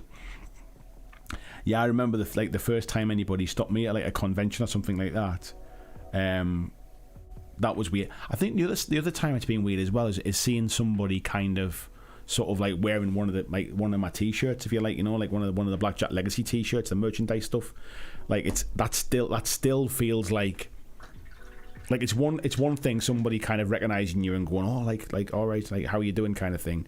But seeing somebody like who you don't know, you've probably never met before, just wandering around like with a BlackJack Legacy t-shirt on or a hoodie or something like that, that just kind of like it just feels like wow, like not only does somebody just kind of like watch the video, but they felt inclined enough to kind of go and sort of buy a t-shirt or something like that and then wear it out in public. They don't like sleep in it or just kind of like paint the kitchen in it kind of thing. It's quite it feels quite nice just to see it. So yeah, it was like a funny one. I think it was Dan Kennedy. I think he's in the chat tonight.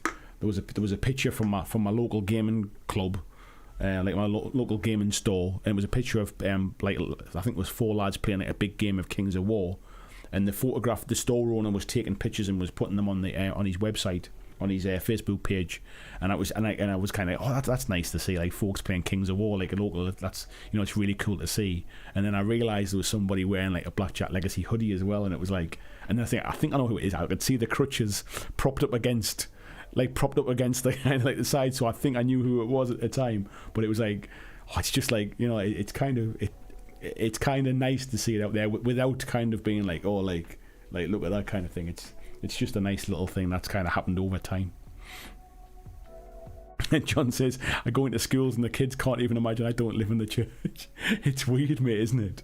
It's weird. Like, I think when it comes to things like people who are like policemen, people who are like sort of like priests and things like that, in kind of in the clergy, all those kind of things where people just like, assume you are almost like like that. You people who are teachers, even like I remember being a kid, like if I saw a teacher like outside of school, it was like, wow, like that's like they're normal people, they go shopping kind of thing.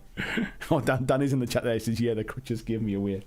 Yeah, that's what it was, mate. If you hadn't had the crutches on, I wouldn't have known who it was. I wouldn't have known. Right, so we've got a base layer of red down on that one. I think we're going to get a bit of blue down on top of that one now. Marcus says, I was once asked for my autograph, but they thought I was some local death metal guitarist. I told him I was not the guy, but the guy insisted on it. Yeah, just take those moments, mate, whenever you can. Right, so I'm gonna take some of this. Is a Calidor Sky. This we're using now. We'll try and come in and, like, we're not going to paint over the whole thing like we did with the cape. So we're just going to try and start to pick some of these areas out, leave some of the recesses, some of the shading. And then kind of just give it a nice kind of a deeper blue coat. I think that's probably the best way to describe it.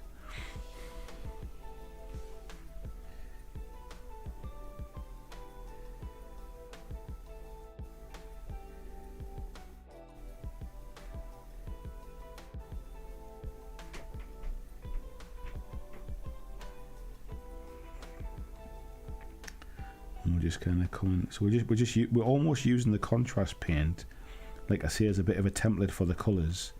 I don't know if you can kind of see what I'm just kind of like leaving some high spots there, trying to come into them, and then we'll lighten them up again, just like with kind of with normal paint. But I'm just kind of using them just to get a bit of a shape, just to get an idea where I want the colours to be. Trying to avoid some of the darker areas, like it's like round the back where it would very obviously be darker anyway because of the cape and stuff. We wouldn't be getting light to it, and just try and kind of work our way around it like that. Mark says, I found it really weird since I'm a classic violinist and I cannot even play the guitar. I didn't even know you were musical, mate. I'm not very musical at all. I did used to play the violin when I was younger.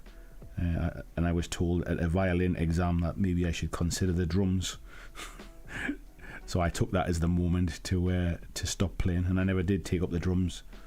But my oldest sons are both good guitarists. They'd had guitar lessons from being relatively young, and they both kind of kept it up. But Sam more so than Adam really did kind of sort of keep it up, and he's kept playing, and He's actually pretty good. I mean, they're both good, but Sam's just kind of practiced a bit more and still plays, and he'll just kind of pick up a guitar and sit and just sort of play for a bit of fun, where Adam's less so these days. So it's quite nice to see them kind of having some kind of musical gene. I don't know where they get it from, because their mum wasn't that musical either. Mark says, I blame the long hair and the leather jacket. Yeah, I could never be accused of being a death metal guitarist, mate. I would take it as a compliment.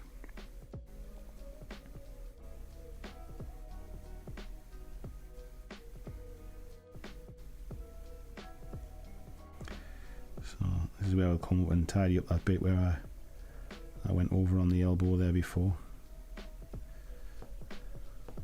So we're just kind of like, I'm not doing anything kind of realistic with this. Like I'm not being too careful. I'm just kind of, all I'm trying to do is just give the impression of sort of some different kind of textures and some different kind of colours shining onto the material. So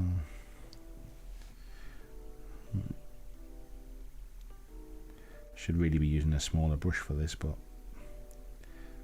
it's got a decent point on this, so it's good enough. VG says, I can play guitar, bass, keys and sing. Barely. I used to have a decent singing voice when I was younger, before my voice broke. But I was I sang, like, I think I've said this before, I used to sing like sort of in like a church choir type thing and stuff like that, and I had like a weekend job basically singing at weddings and stuff like that. We used to get paid to to sing in churches for weddings and stuff, and I used to have a decent voice then. And then unfortunately when my voice broke, and it broke quite young, my career of singing was a long distant memory, and I had to get a paper round then. Sunday Psych, hello mate. He said, I've tried to be musical. I find it hard to get into a practice routine, and I see amazing pianists and get motivated for a month or two. I think it's definitely I think it's awesome to see, but it's like anything really. It's like us with painting and stuff. Like, you can, I think the difference with like musical instruments and stuff is it takes a while to kind of be able to play a musical instrument to a level where it's like, where it becomes enjoyable for other people as well. It might be enjoyable for you, but I think it takes a little while to become enjoyable for others. Where I think things like painting and stuff like that, you know, like hobbies like this, photography, it's very much a solo kind of thing, you know.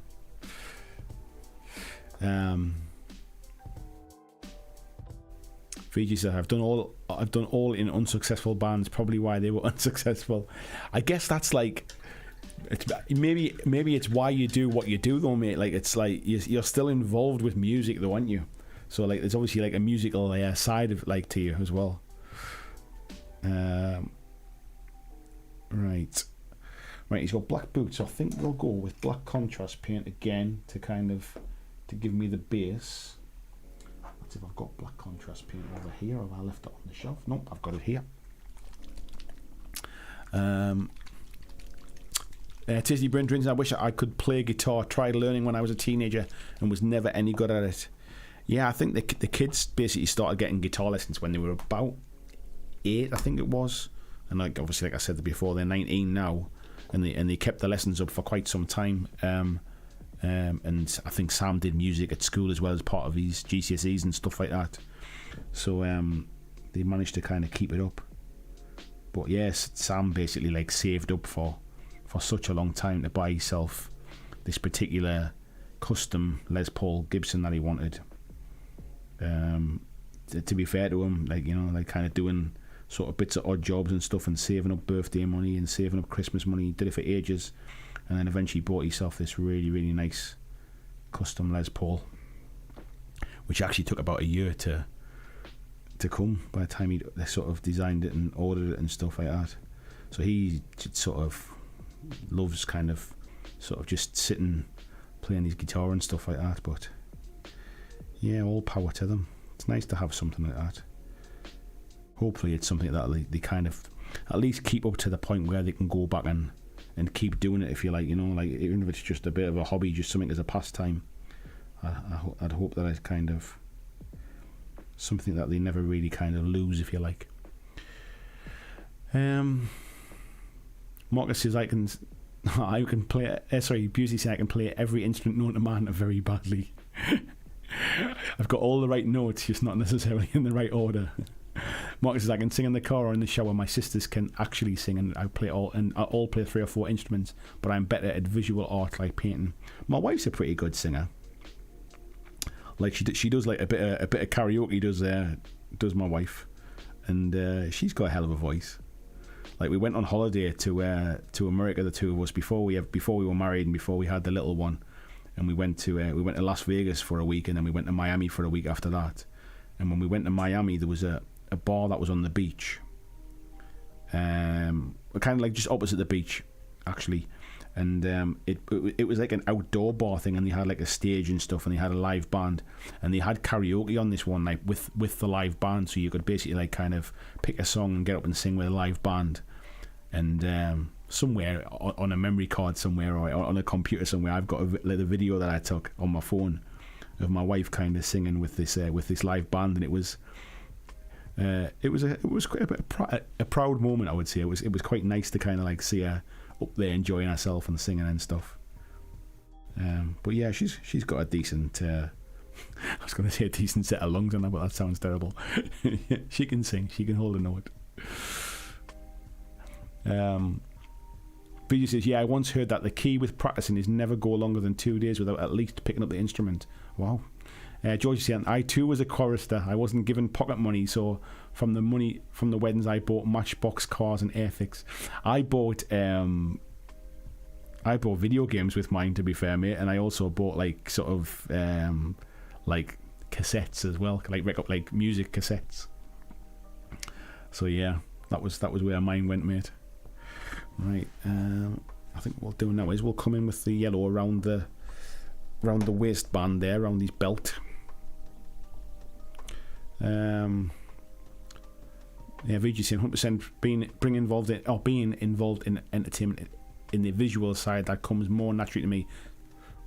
Being the perfect fix, it just means you don't get the big money. Yeah, I can imagine that, mate. Karaoke. Yeah, a nice tikka masala. No, karaoke. I'm not sure what it's called, the real pronunciation, but when you're from Newcastle, it's a karaoke.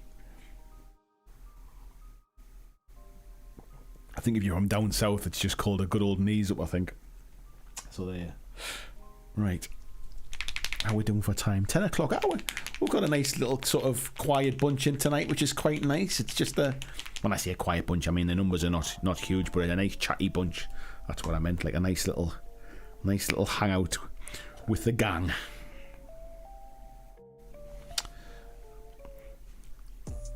I'll tell you what, I am going to switch to a slightly smaller brush for this because I need to be slightly more controlled. Right, make sure we've got this on camera. I'll just tidy up this sash around his waist.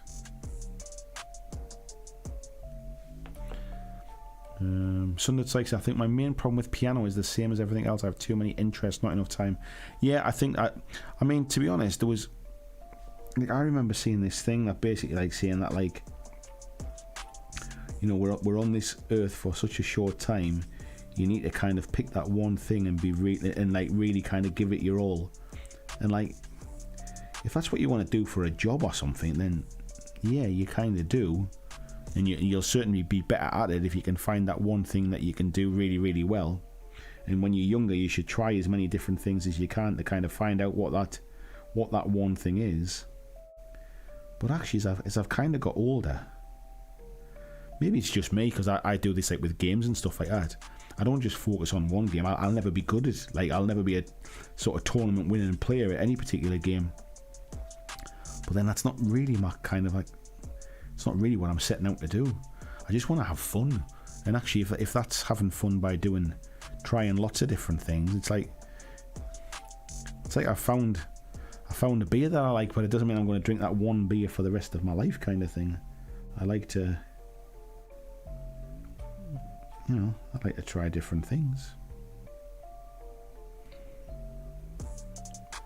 So yeah, I guess it depends. Some people are different. That's kind of all I'd say. People are different. Some people want to be really, really good at that one thing. Some people kind of will. I guess I've just my attention span is a lot less than others, and I like to kind of chop and change and do different things.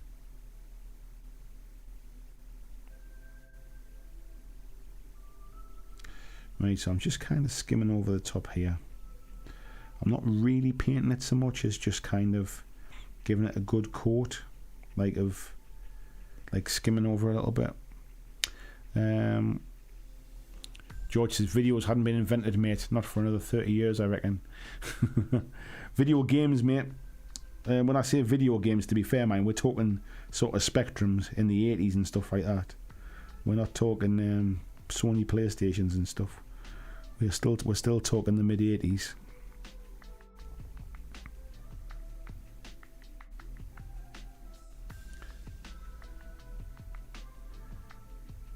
So yeah, that was where my few pennies went. I don't remember how much we used to get now. Must have been all right though.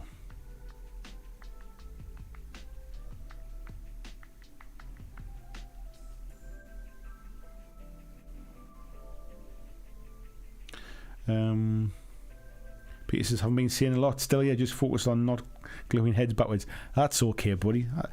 Not everybody has to chat, mate. It's nice just to kind of, as long as I can find something to kind of to sort of Twitter on about, all's good. It's when I kind of run out of small talk, that's when it gets hard. Thankfully, it doesn't happen very often.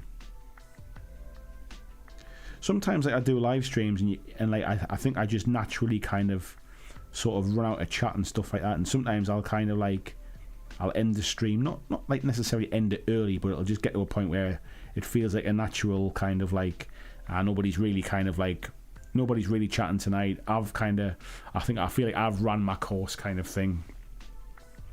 And I'll kind of end the stream and stuff like that. So there is nights like that, but other nights I can just chat about any random stuff, and just I think it's just easier when I'm not face to face. I'm almost just talking to myself here. God knows what the neighbours must think if they can hear me through the wall, kind of ranting away. Be saying, who the hell's he talking to? He sits and talks for 2 hours to himself like some kind of nut job. So Lord knows what they think. But yeah, sometimes I can just chunter on and stuff, but and other times I can tell I've ran dry. I've got nothing to talk about now. So I think Mondays can sometimes get like that. If there's a specific topic, it's sometimes the topic kind of runs its course, and then there's nobody's really chatting about anything else because the topic's kind of being the dominant conversation, if you like. And then basically it's kind of it's dried up because everything's been said that can be said. So sometimes Mondays can get like that.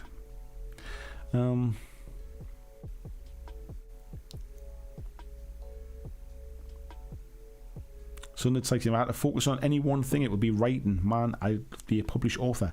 There is nothing stopping you, mate. Nothing stopping you other than yourself, mate. If you really want to give it a go, buddy. George says I was 23 when the ZX81 came out. Yeah, fair enough, mate. You might have a couple of years on me. I'm 46 tomorrow, so that's there. I was born 75, so there's that's where my age is anyway.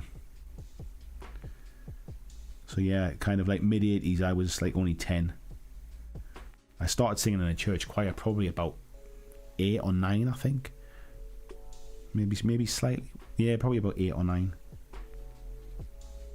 I used to go to Cub Scouts at a local church hall, and I remember the vicar coming, kind of looking for volunteers basically to come and sing in the church choir. And I did a little bit of singing at school and stuff like that. So I think me and another couple of the lads decided to kind of get involved, especially when we found out you got paid for singing at weddings and stuff like that. There wasn't much else we could do work-wise when we were that age, so I wouldn't consider myself to be kind of sort of hugely religious or anything like that at the time, but I certainly sort of I knew what money was. My family didn't really have any. I didn't really get any pocket money when I was a kid because we didn't really have much money as a family, to be fair. So yeah, it was a nice little bonus having a few quid in my pocket now and again. George's pay for choristers was the collection money dividend, so variable. We never got paid if we sang on a Sunday at church. We never got paid. But if somebody was getting married and they were basically offered it as a, when people pay to get married, you still have to pay for the church and that kind of stuff. One of the options that they could include was to pay for choristers, and back then people did. You never really see it these days. But back then they did, especially our little angelic faces and our little, I forget what they were called now, but our robe things. We kind of looked a lot more angelic than we really were, I think. Sorry to shatter the illusion to anyone who got married in Sunderland in the mid 80s.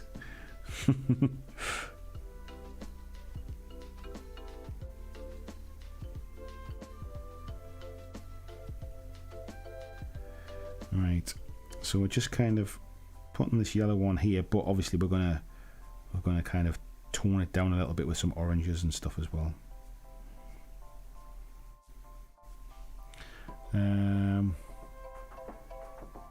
VG said, I got the latest Mortal Kombat for Switch for Father's Day. Played like 30 minutes. Got an arcade controller for it and I've not even plugged it in yet. It's weird, isn't it, mate? I got a PlayStation 5 a while ago. And to be honest, the games I've been playing on it have been PS4 games. Which is madness, really, considering, like I've been playing Cuphead with my little boy. My little boy is absolutely obsessed with Cuphead. And he's so good at it. Like, I mean, he's completing some of the levels himself, and it's a particularly hard game. But it's something that I'm finding, like, me and my wife and my little boy all sit and play together. Like, we just kind of take turns on it, trying to beat levels and stuff like that.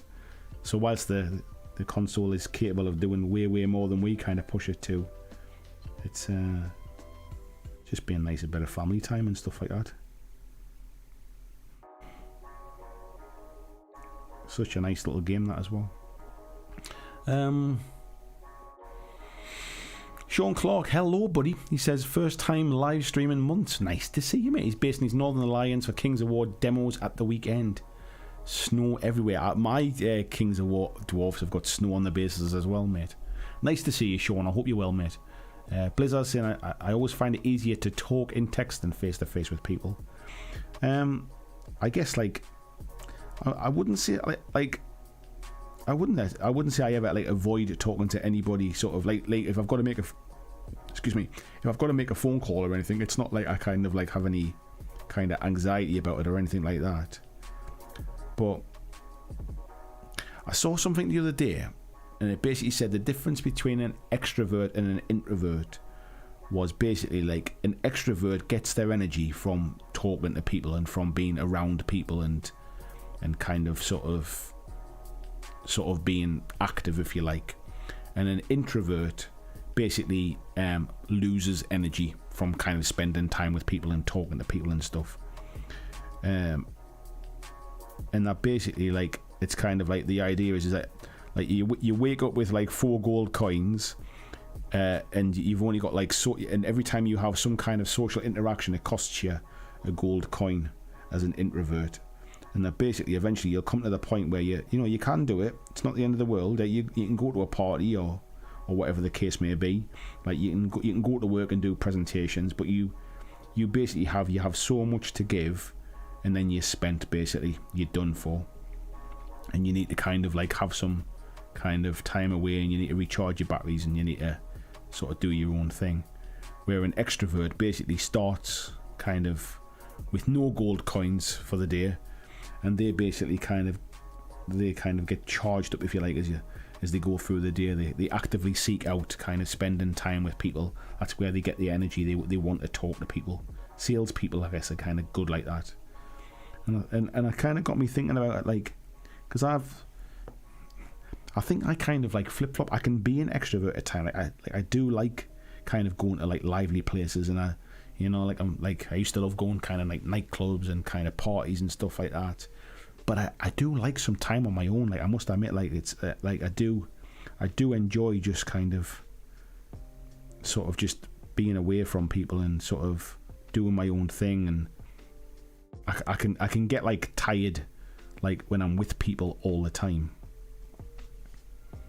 So I think I kind of flip flop between the two, really.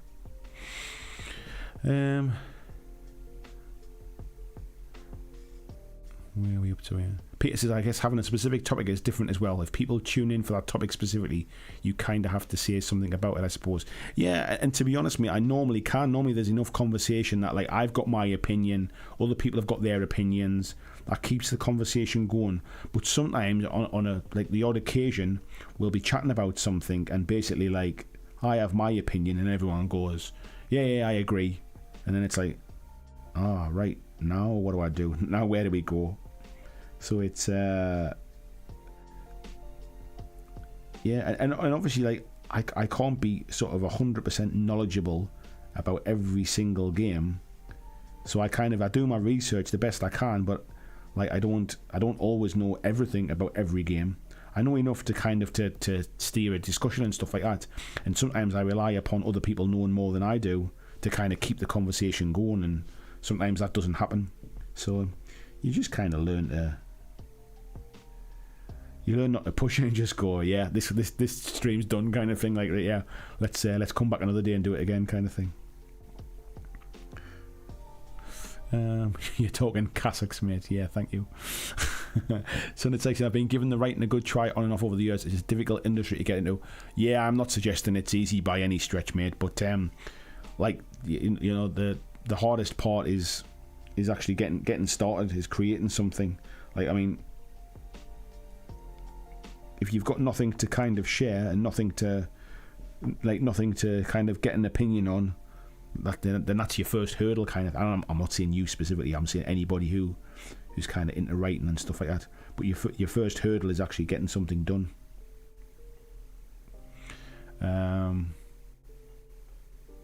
Austin Thornhill, hello mate. He says, joining late today, hope all are well. Never painted MCP before. How is it different from painting GW minis? It's not, mate. What I would say is the biggest kind of thing for me is the fact that you're not painting like sort of batches of things. I'm not painting an army. I'm not painting like 10 Doctor Strange models, if you like. I'm painting one, so I can just kind of take my time with it, fanny on with it as much as I want, and when I'm happy with it, I'm kind of done, and then I'll move on and I paint something different. But plastic wise, well, sort of material wise, even, they're plastic minis just like GW stuff. It's the same kind of plastic. It goes together with plastic glue. I'm using the same paints. Just kind of choose the colours that are kind of representative of the thing you're painting, really, and that's kind of it, mate. So yeah, there's not really anything different about it. So right, I've just got a little bit tidied up where I've gone over on the yellow there. Marcus is saying, well, I'm back. My cat threw on her bed. Oh, nice, mate. Scott says, I almost got all 12 of my Marvel minis painted today. Not bad going. Nice one, mate. Hopefully heading to the bearded card trader tomorrow for my first game. I saw that, mate. You were kind of like looking to go there. I'd love to have gone along, mate. I would have played you, but unfortunately, well, or fortunately for me, I'm going out with my wife for my birthday. So yeah, I'm hoping to get along soon. I've been down to the bunker a couple of times as well and played. Caught up with a couple of lads there as well I've not seen in years, and I went to Bearded Card Trader once as well and played there. I've missed every Bearded Card Trader event on the weekends because it's clashed with something else, but the next one, I think it's December the 12th. I think I'm free for that one. So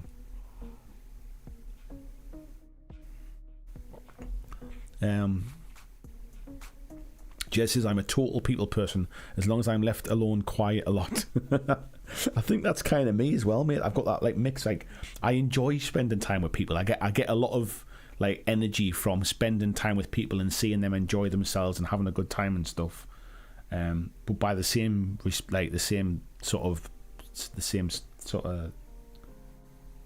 by the same token, yeah, I think that's what I want to say. By the same token, I also kind of like to spend a bit of time on my own. Like I'd quite happily go and like kind of like sit in a pub somewhere and just have a pint on my own kind of thing, and like look on my phone and just chill and not feel a need to kind of have a full-on conversation type thing. So it kind of works both ways, really, I guess. Ed says, nobody's entirely introverted or extroverted. We all fluctuate to some degree. Yeah, I think so, mate. I think people are generally one or the other. Like, more so, but I don't think anybody is. Like, if somebody was just an introvert, I think that's probably where you get to kind of like sort of almost people sort of like with anxiety issues and not wanting to leave the house and that sort of stuff. And I think to the other extreme as well, I think if people are really extrovert, it can almost become like kind of like a bit overpowering, you know, like people who just want to be around people all the time.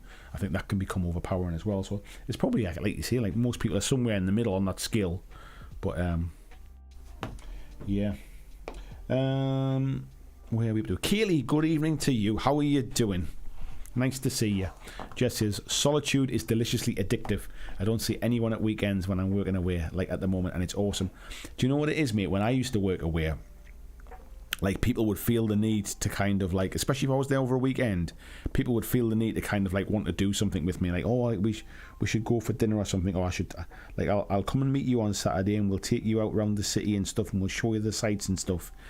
And to me that was almost like it was almost like torture. It's like, I really don't mean to be rude, but like I don't really know you. Like, the only thing we have in common is we work for the same company. and I'd quite like to just kind of chill. If I'm perfectly honest, I'd like to just go and explore on my own, and then you had to try and find a polite way to say that, because you had to go and work with them again the next week. So you had to try and kind of balance it out. Christian says, I get what you're saying. I'm an introvert with extrovert tendencies, though I prefer the spell slot descriptor for the expansive energy as a D&D nerd. Yeah, I get that as well, mate, from the spell slots. Dirk says, no, it sounds like you're being an introvert. Being an introvert doesn't mean that you hate being around people. No, I'm not suggesting that you hate being around people. I think that you just you basically get worn out, I think, is what I'm saying about spending time around people. Kaylee says, painting strange assembled. That's brave. Not at all. There's nothing wrong with that. Look, it's all going together. It's all going perfectly. I'm having no issues at all. Don't put me off. Right, we're going to go with a little bit of Troll Slayer orange, and we're going to try and sort of dry brush around this yellow, try and make it look some kind of effect. Tony says, yeah, I only go to the supermarket at 7 in the morning, never answer the phone, and won't go outside when people are out and about, as I find it terrifying and emotionally and mentally draining. Yeah, I think it can be, mate. Is that something that you've is that something that you've sort of always been like that? Is it something that's happened over time? I know people kind of chop and change through their life, don't they, of how they kind of interact with folks. Like I love a good party. Like I love a good kind of knees up, and I love seeing people, and I love going to like events and seeing people having a good time. But then by the same stretch, I do like to have a time to myself and stuff like that as well.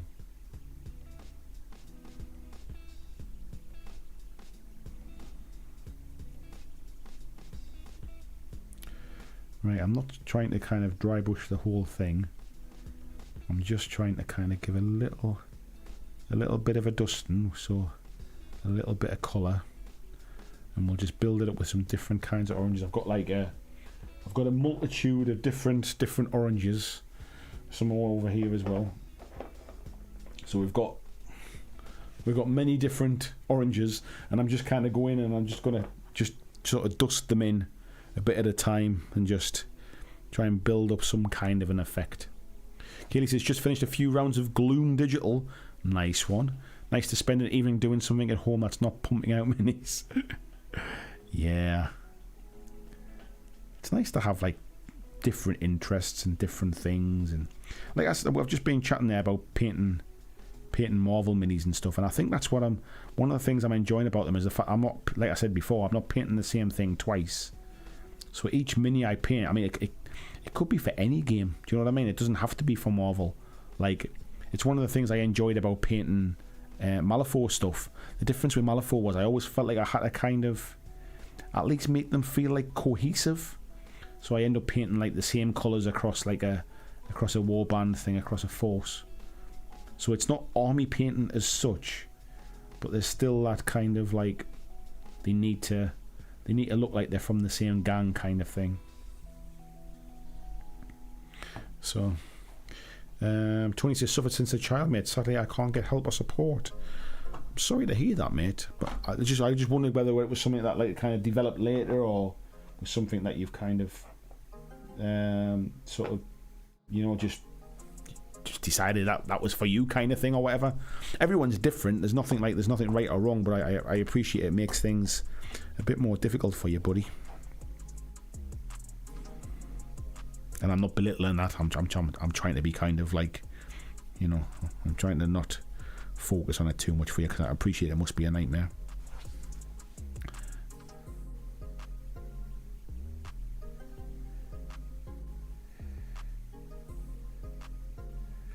So one thing I saw, was it last week or this week, was that the Clash of Kings for Kings of War next year is going to be at the London GT,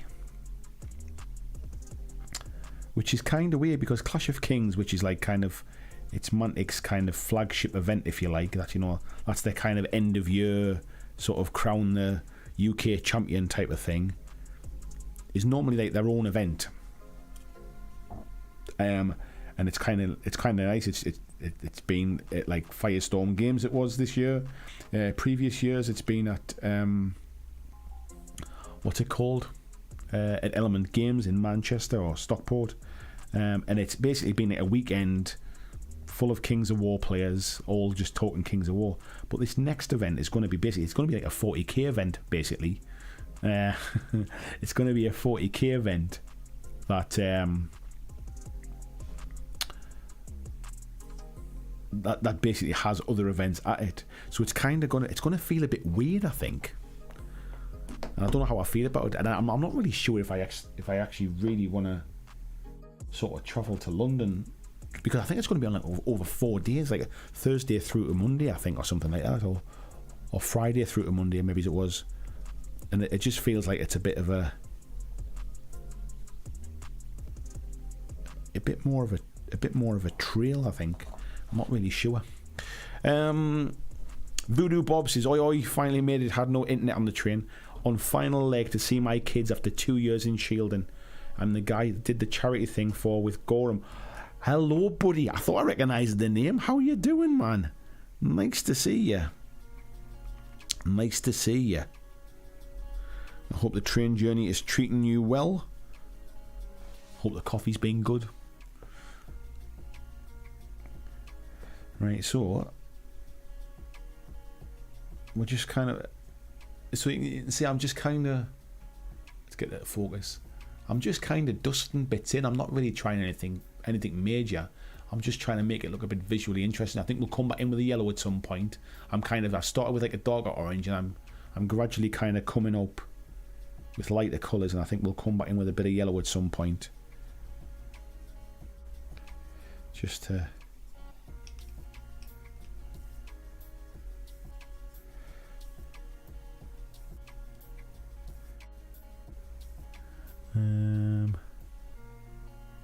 Blizzard's just opened a new pot of Grelin Earth, and it seems like they forgot to add the texture stuff.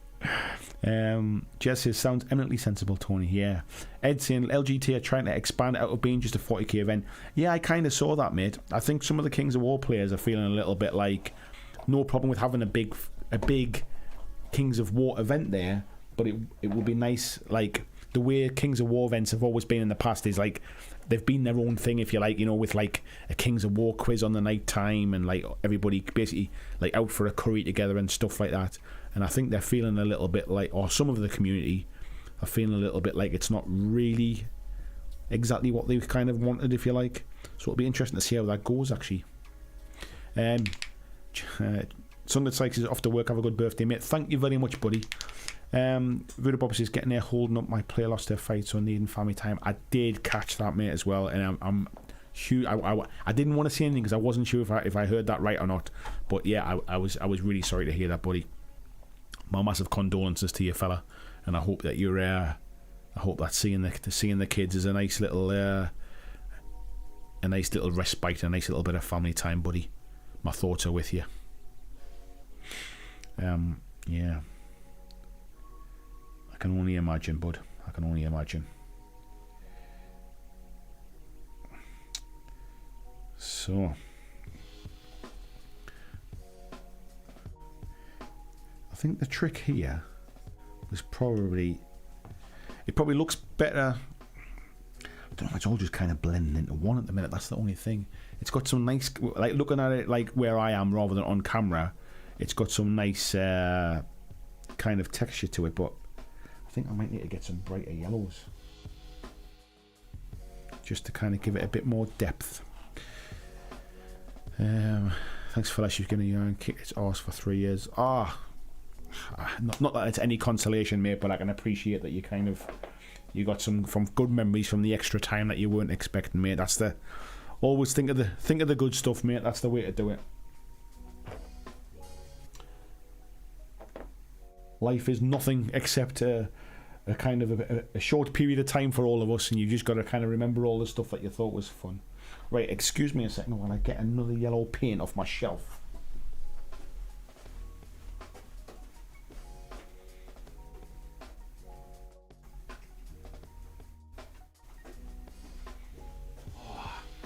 Right, here we go. we'll try and put a little bit more kind of high spots into it, I think, with some of these bad boys.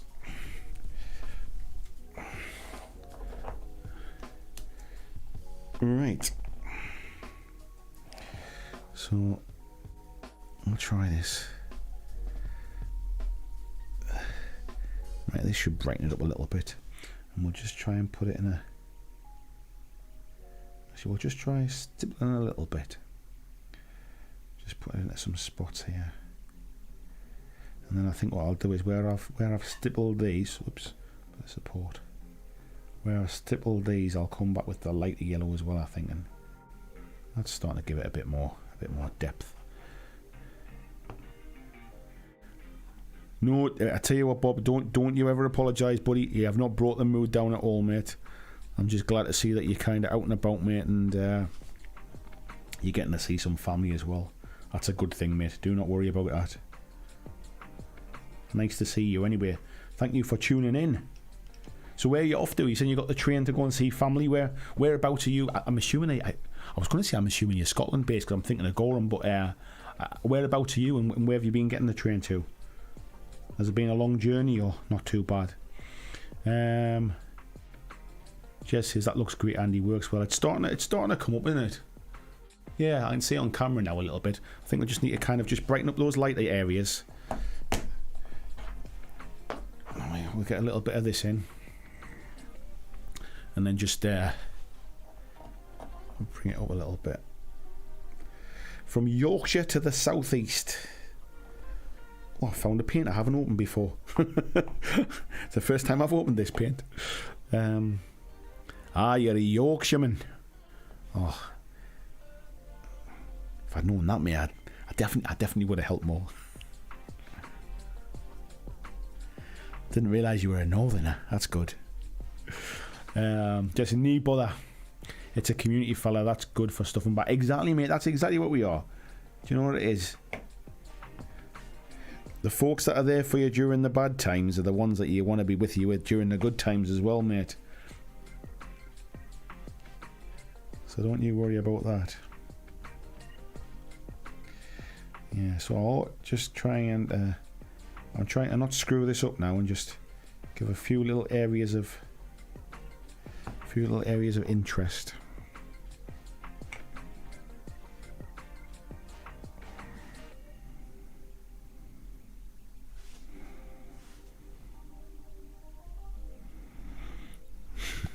There's a lot of wiping off going off camera here, just so I don't want to screw this up.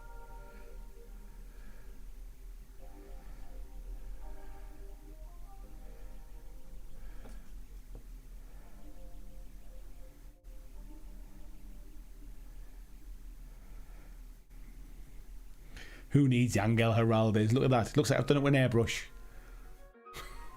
It's looking good, man. Angel who, eh? Just get a brush and stab at it. That'll do. Stab at it with lots of different colours.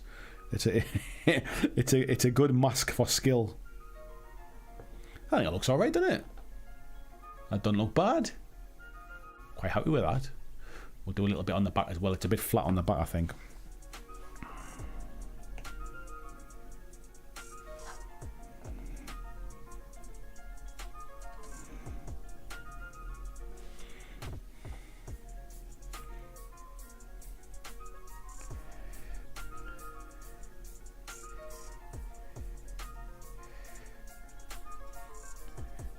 There you go. There's nothing like just giving it a bit of a stab, isn't it? Just to kind of as an excuse for not having the skills. There we go. That's all right. We'll call that one. We'll call that one good enough. Blizzard, he's adding coffee ground. Sorry, Dirks, I would even highlight that ring thing up to white. Don't be afraid of contrast. Do you know what it is, mate? I did consider that, and I'm not sure. I've got a bit of wraithbone. We might dust it up with white in a bit. I need to. Tell you what I will do. I'm going to clean that brush out though. It's got way too much paint in it now. We'll clean that up a little bit. As you can see there, it needs a bit of a clean out. It's got layers of oranges and stuff in it now, so we'll clean that one up a tad. Paper towels. VJ saying there about how blotchy the yellow dried. To be honest with me, I always know that's how they're going to dry. That's exactly why I did the same thing with the cape and went over the top of it. Did the same thing with the blues. It's kind of like it's getting used to using them. Like, they do dry really blotchy on flat areas, but as long as you know you're going to do something else with them, I'm not too worried about the blotchiness. It almost kind of gives you a bit of a texture to work up from. So yeah, I'm kind of all right with that, mate. That's why it's when you start, or if you see somebody painting with them, like just at like that stage, you can think like, what the hell are they doing here? They're going to screw this up. But as long as you kind of got a bit of faith and to kind of steer the journey, if you like. Right, we'll let that dry brush dry out. I think we might come back. Was it George that said that there? About the white. Oh no, Dirk, wasn't it? Yeah, I think we might come back that with a little bit of white, mate, actually. But we'll crack on with a little bit more of the other stuff now. We've got to do a bit of skin, I think, on there. So we'll come in with, where's my skin tool? I've got paint coming out my ears here. Excuse me. Just had it in my hand when I had all the oranges and stuff. There it is. Kislev flesh. Have a good day, Moose. Take care, buddy. Adding coffee grounds to a paint to make a texture paint. I've not heard that before, mate. I also don't have any coffee grounds, but I've never heard that before. Right, so now just get a little bit of this Kislev flesh, and we're just gonna come in and my eyesight is shot, by the way. I definitely need sort of glasses for close-up stuff. I've realised the last few days when I've been painting faces and stuff, like I can't focus like I used to on like sort of close-up areas, like small areas like this. I've got like a set of like, you know, like the magnifying lenses. I've got a set of them that I got sent, and I must admit they're pretty good, but I look like a right dick in them on a live stream, so I don't wear them. But I think I'm gonna have to start wearing them for like painting in the house and stuff like that. And I probably need to go and get my eyes tested, really. I know that I kind of my long distance vision isn't great, but I think just as I'm naturally just getting a bit older, it's like the focusing. So if I look at something really close, like if I'm on my phone or something, and then I look up, it takes a while for my eyes to kind of refocus on something a bit further away. And now I'm finding that my near kind of focus, if you like, on small things like this, it's nowhere near as good as it used to be. So I think we're at a stage now where I have to just accept I'm getting old. And I have to go and get my eyes tested again. I got them tested last year, and they said like glasses will make your eyesight a little bit better, but it's not like, as long as you can read a book and you can kind of see distances for driving, you can see the minimum distances and stuff, everything's like sort of like you still got good enough eyesight. But I think it's probably dipped below that now.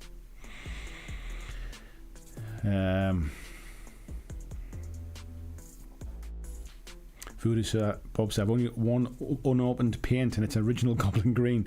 Yeah, I think randomly I don't really paint a lot of things yellow, and Phalanx Yellow is obviously not a paint I've ever needed to use before. Alright, I just think I can try and squeeze in around here. So I must admit, I think when I'm looking at the end of the brush there, I'm kind of poking it around, hoping that I've got the right areas. Obviously I've just kind of not painted around the mouth there, because he's gonna get like his little sort of goatee beard and stuff. But I am gonna, as I said before, I'm gonna paint the hands. I'm not giving him yellow gloves. I'm not making it look like he's going to do the dishes. We'll do them skin coloured and we'll see how they look, because they might look a little bit fat, because I think because he's meant to have gloves on, but we'll see how they look. We'll play it by ear. Peter said, I can't paint even if my life depended on it without my Optivisor. Yeah, I must admit, mate, they're a nice little bit of kit. But I think what I found is, because my eyesight's kind of deteriorating a bit now, I kind of struggle when I've took it off. I struggle to kind of refocus again afterwards. I think I'm just at the stage where I actually need some glasses now, I think. I've had a good innings. It comes to all of us at some point.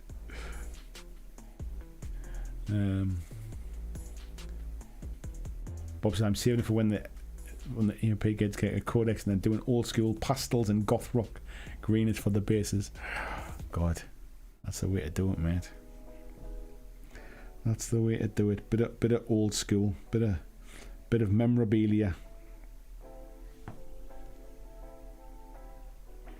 Tony says, my eyesight is absolutely shot. I wear varifocals now and usually end up taking my glasses off to paint, and due to dog sitting, end up in a dingy room too. I'll tell you what, buddy, I bought myself one of those, what they called, those overhead kind of light things that Kaylee had recommended recently, and without sounding like a pun, it's night and day the effect it's had on my painting. Just the fact that I've got a nice sort of like task light rather than like a lamp off to one side or something. Or I've always just bought like cheap lights, like thinking I was like, you know, like you don't really need much light, you know, my eyesight's fine, kind of all that kind of stuff. And I've always kind of just bought cheap lights and stuff like that. But I decided to kind of invest in a decent one this time, and it's definitely been worthwhile investment. And Kaylee was saying basically you can light the whole you can light the whole room with one, really, and I found that I can. So if my wife's in the same room sitting watching TV, because it's like a games room, hobby room type thing. That's where the PlayStation is and stuff. But it's nice. We've got like a little sofa bed in there, so like the kids can sort of play the video games or whatever. Or if the little one wants to watch a TV, I can kind of sit and paint while I'm keeping an eye on them and stuff. So it's turned into like a little family room, really. But it's nice. It means if my missus wants to sit and watch the TV, and wants to like sit in like, not in darkness obviously, but just like in a lower light with the TV on, we don't have to put the light on in the room, and I can put the light on where I'm sitting painting. The light's behind her, so it doesn't interfere with what she's doing, and it's still like way bright enough. It makes a really big difference. Pieces where I've been wearing glasses since I was 3, so at least I still don't bump into things. Yeah, oh yeah, EMP kids, the Emperor's Children, of course, mate. And Jess says, I got one of those magnifying glasses in the LED lamp. It's awesome, loads of light exactly where you're looking. I bought one of those years ago, mate, and I really struggled with it because what I found was having a magnifying glass, my depth perception just disappeared. I lost the perception of depth with it. Where what I found with wearing those kind of that headband thing, it's like wearing kind of magnified glasses basically, so you still have that sort of perception of depth, and I found that's been really good. I haven't worn it recently though, since I've been painting in the house. I used to wear it sitting down here if I was painting like during the day, because the light in here is not great. The light in here is really set for recording and stuff, so the lights are where the table is, and it's like downlit, so it's fine here because there's like loads of light above me coming down. So it's not too bad sitting here, but where my desk is over there, I was relying on like a little hobby lamp, and it's just a cheap one, to be fair. It's not good enough. I've probably spent more on cheap hobby lamps over the years than I would have done if I just bought a decent one to start with.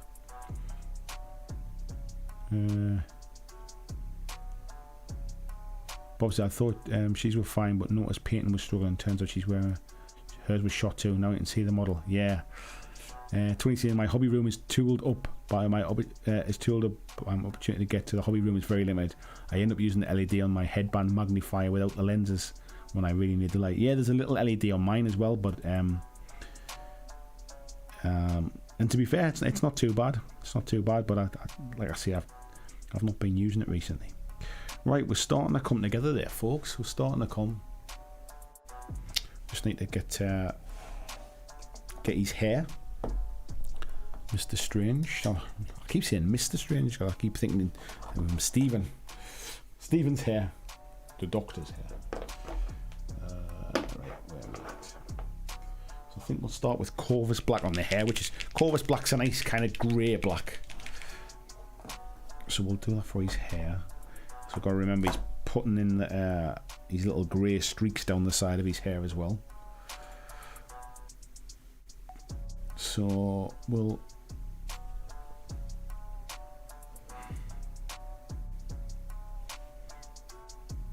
start with the top bit here.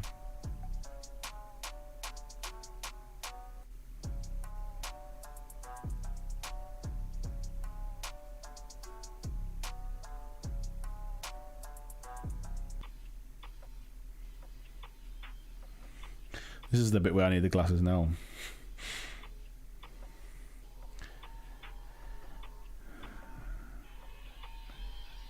Yeah, Tissy Brenda and Cindy uses one of those lamps that Jez was talking about.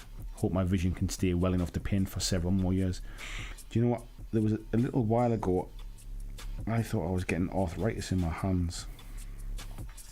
I was waking up in the morning and my hands were really sore, and I was thinking, oh no, I don't need this now, like. But I think I did some damage to one of my fingers when I was doing some DIY a while ago, and I don't know whether I've kind of like sort of broken a finger or something like that.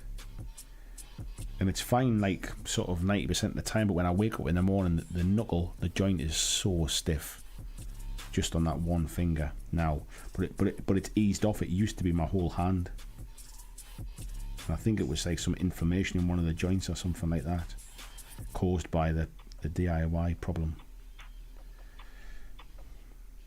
And I must admit, when I thought it was kind of like, I thought my hands were going, it was like, oh God, I decided to do this for a job and then now my hands are screwed.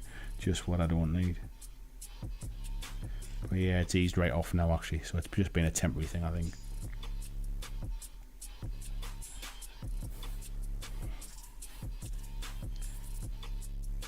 Yeah, I can imagine, mate. It's a scary thought. We're all getting older, aren't we? It's the one constant. None of us are going to stay young, so it's definitely the one constant.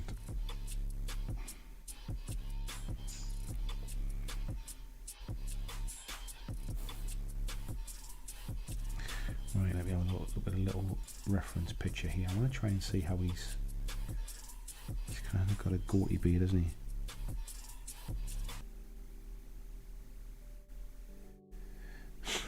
I need to be very careful here. I think I've just given him a Hitler moustache by mistake. Let's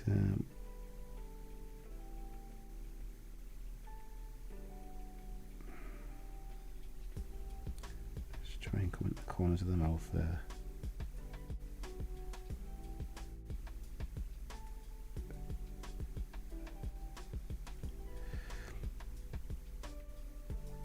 I think I'll tidy that up.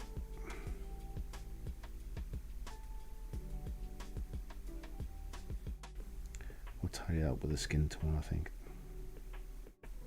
If ever there was a time I needed the magnifying glass on, it was now.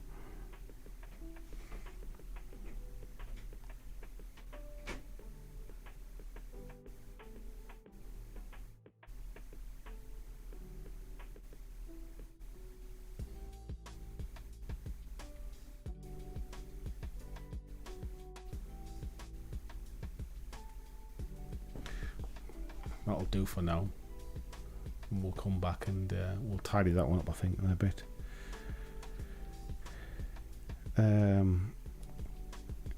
It's the entire call tonight. Thank you very much, buddy. Thanks for coming in as always. Nice Bob as well. Jess says, I'm a couple of months younger than you, Andy, and today for no reason at all my hip is aching because apparently I've turned into my mum. Stupid weak meat buddy, need a robot one. I know, mate, honestly. I tell you what, it's these things catch up with you, don't you? You don't think about them when you're younger.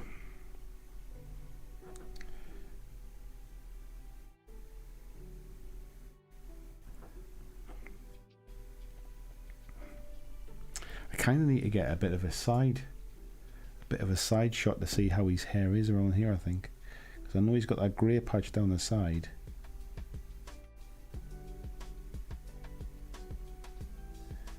I need to kind of see how it goes.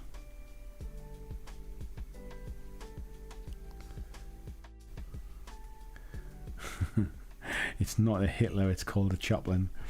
Yeah. To be fair, I don't think anybody's had that moustache since Adolf, to be fair. I'll be getting called out on social media for being a 40k Nazi. For giving Stephen Strange an unfavourable moustache.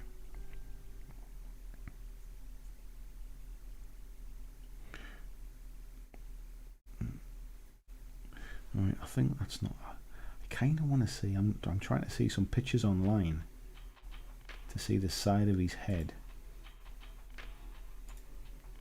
I think that's probably not too bad, to be fair. His beard's a bit big, so we'll have to try and tidy that up a little bit. He's not quite got a full-on goatee. It's more of a... It's more pencil line than that, but we can put in some skin tone into the mouth area. That'll do for now, I think.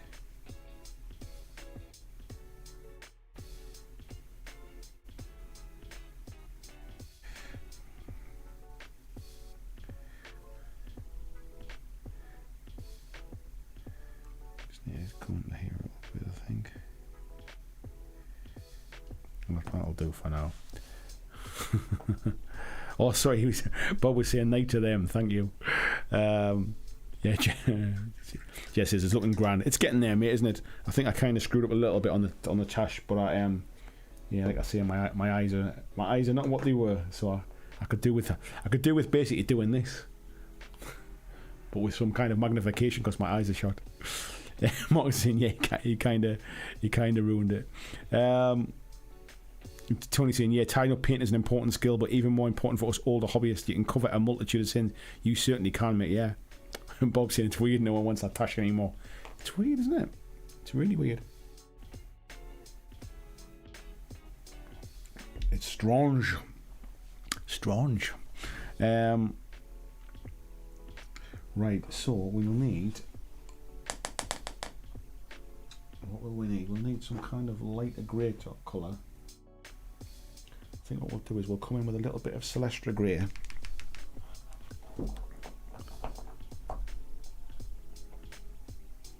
Around those kind of those side parts, and then we'll maybe do something with them.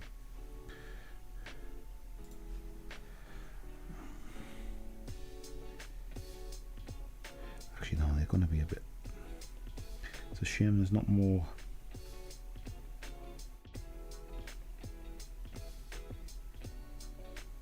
We'll just streak it out a bit there. I think that's probably the best way to do it. Just give the impression of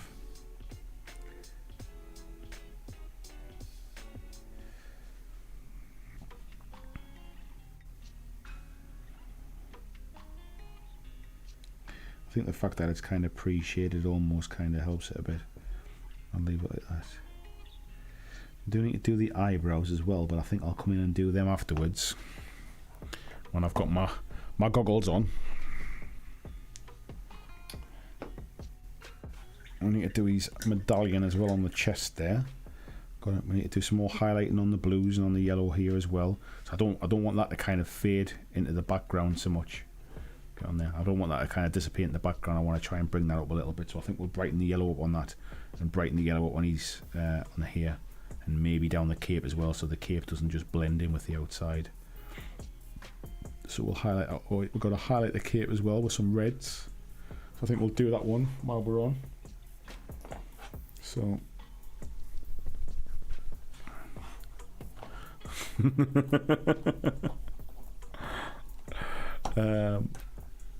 Tizzy Rinse as well. Michael Jordan kind of wants it. Yeah, I'm sure he does. Michael Jordan probably gets away with a lot of stuff. Jess says, I'm off to shave this touch off, then explains the strange looks.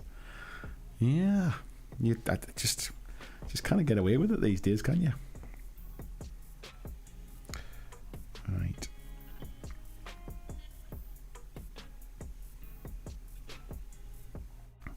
So now this is my highlighting skills are not the best part of my painting, I'll be honest. So I'm just trying to kind of pick up these higher spots here. Hoping I'm thinning it enough.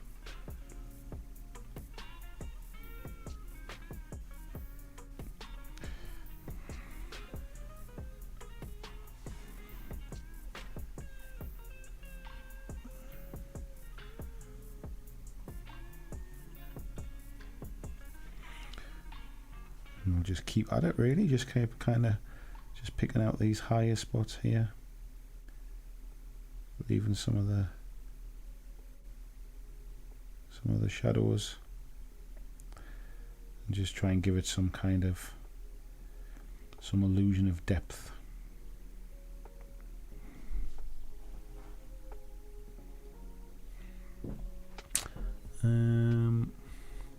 Christian, good night, mate. Thank you very much. Yeah, I'll drop you a text, mate, tomorrow, buddy. Thank you very much. Thanks for coming in tonight as well. Scott's saying pictures up in the Facebook group. Well, check them out, mate. Marcus is saying I need to get as much of this Santa Logan done as possible. I'll be in a food coma tomorrow. I'm busy all day Friday. This has got to go as well. Thanks for the gang and sorry for the overshare. Never apologise, buddy. You're part of the gang, mate. You are welcome to share any time you feel like it, mate. Never ever apologise to us. We're all here for you, mate, whenever you need it. So take care, fella. Right.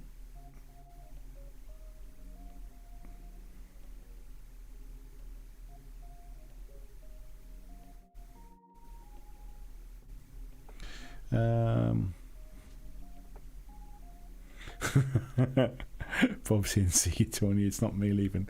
It gets to that time, mate, when everybody starts to kind of tune off. It's 11 o'clock now, so we're kind of getting towards the end of the stream, really.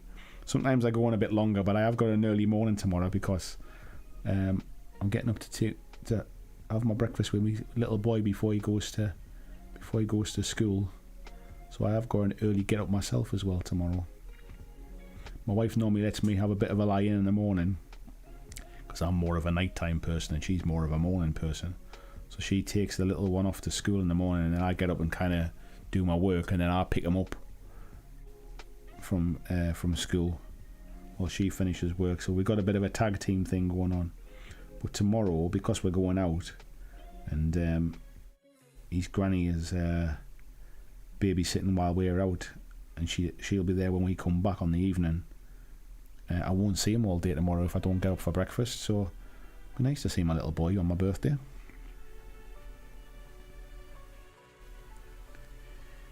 And the older lads will give me a call because they're off at uni, obviously. So yeah, it'd be nice.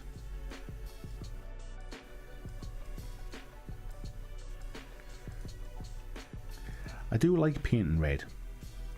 I'm not good at highlighting. I've got a bit of a kind of comic book, very kind of like sort of like definite like kind of like line style to my painting, if you like. It's exaggerated, and I think that's maybe why I'm enjoying painting these Marvel stuff, is because actually it works well for these guys. You can get away with that kind of comic book style. But yeah, I think it's just my natural. I'm not like a skilled kind of wet blender or anything like that. I think I just quite like that extreme kind of defined, almost kind of banding, I think.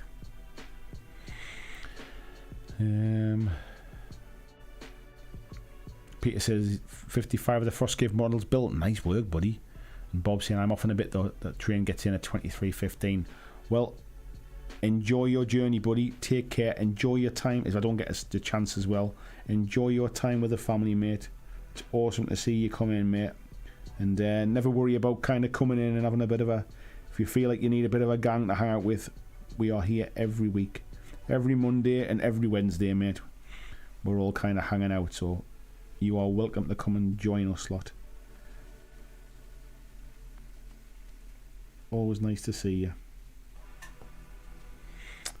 Deep Red saying happy birthday tomorrow, old son. Thank you very much, mate. Take care, buddy, as well. Ice Moon saying a little late at the party, but cheers all. That's alright, mate. Don't you worry about that. Nice to see you as well.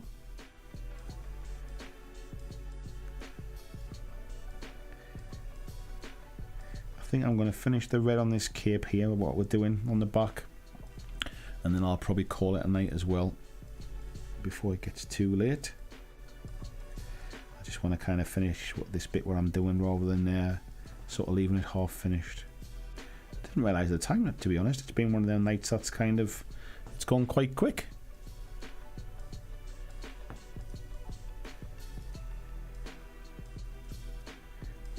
It's been a quiet one in terms of kind of numbers, but it's been a nice chilled one.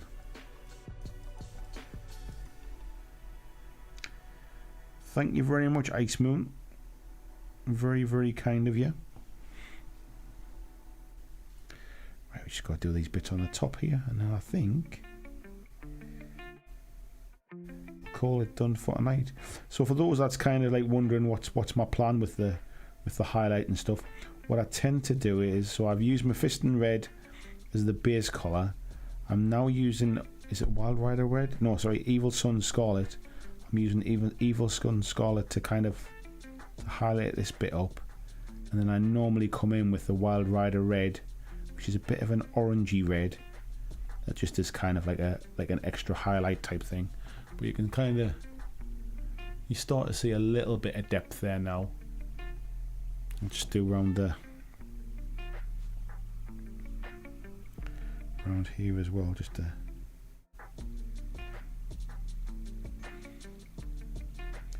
give it a little bit of brightness to this. Obviously that's where the majority of the light will be hitting, around here.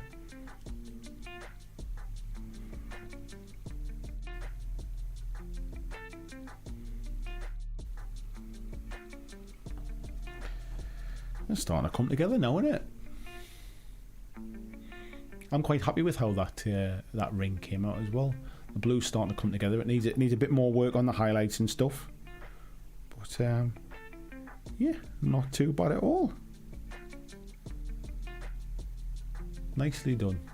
Right, I'll wash my brush out while I say my goodbyes. Bob saying, will do, cheers. Also, I don't think you saw, with your help I got to £750 raise. Awesome, mate. I'm really glad it kind of raised money for the charity, mate. Really, really good to hear, and you are more than welcome. Happy birthday again. Thank you, mate. Thank you. And Scott saying, it's been a good stream tonight. It's been a while since I actually painted during the stream. Cheers, gang. Yeah, it's been a nice kind of just chilled one. I haven't even finished my beer yet. In fact, I'll tell you what I'm going to do, folks. I'm going to wash this brush out, and then I'll have a little bit of chat with you while I finish my beer, because I ain't throwing it away, that's for sure. Give me 2 seconds, VG, and I'll get to your question there, mate. Let me just rinse this brush out.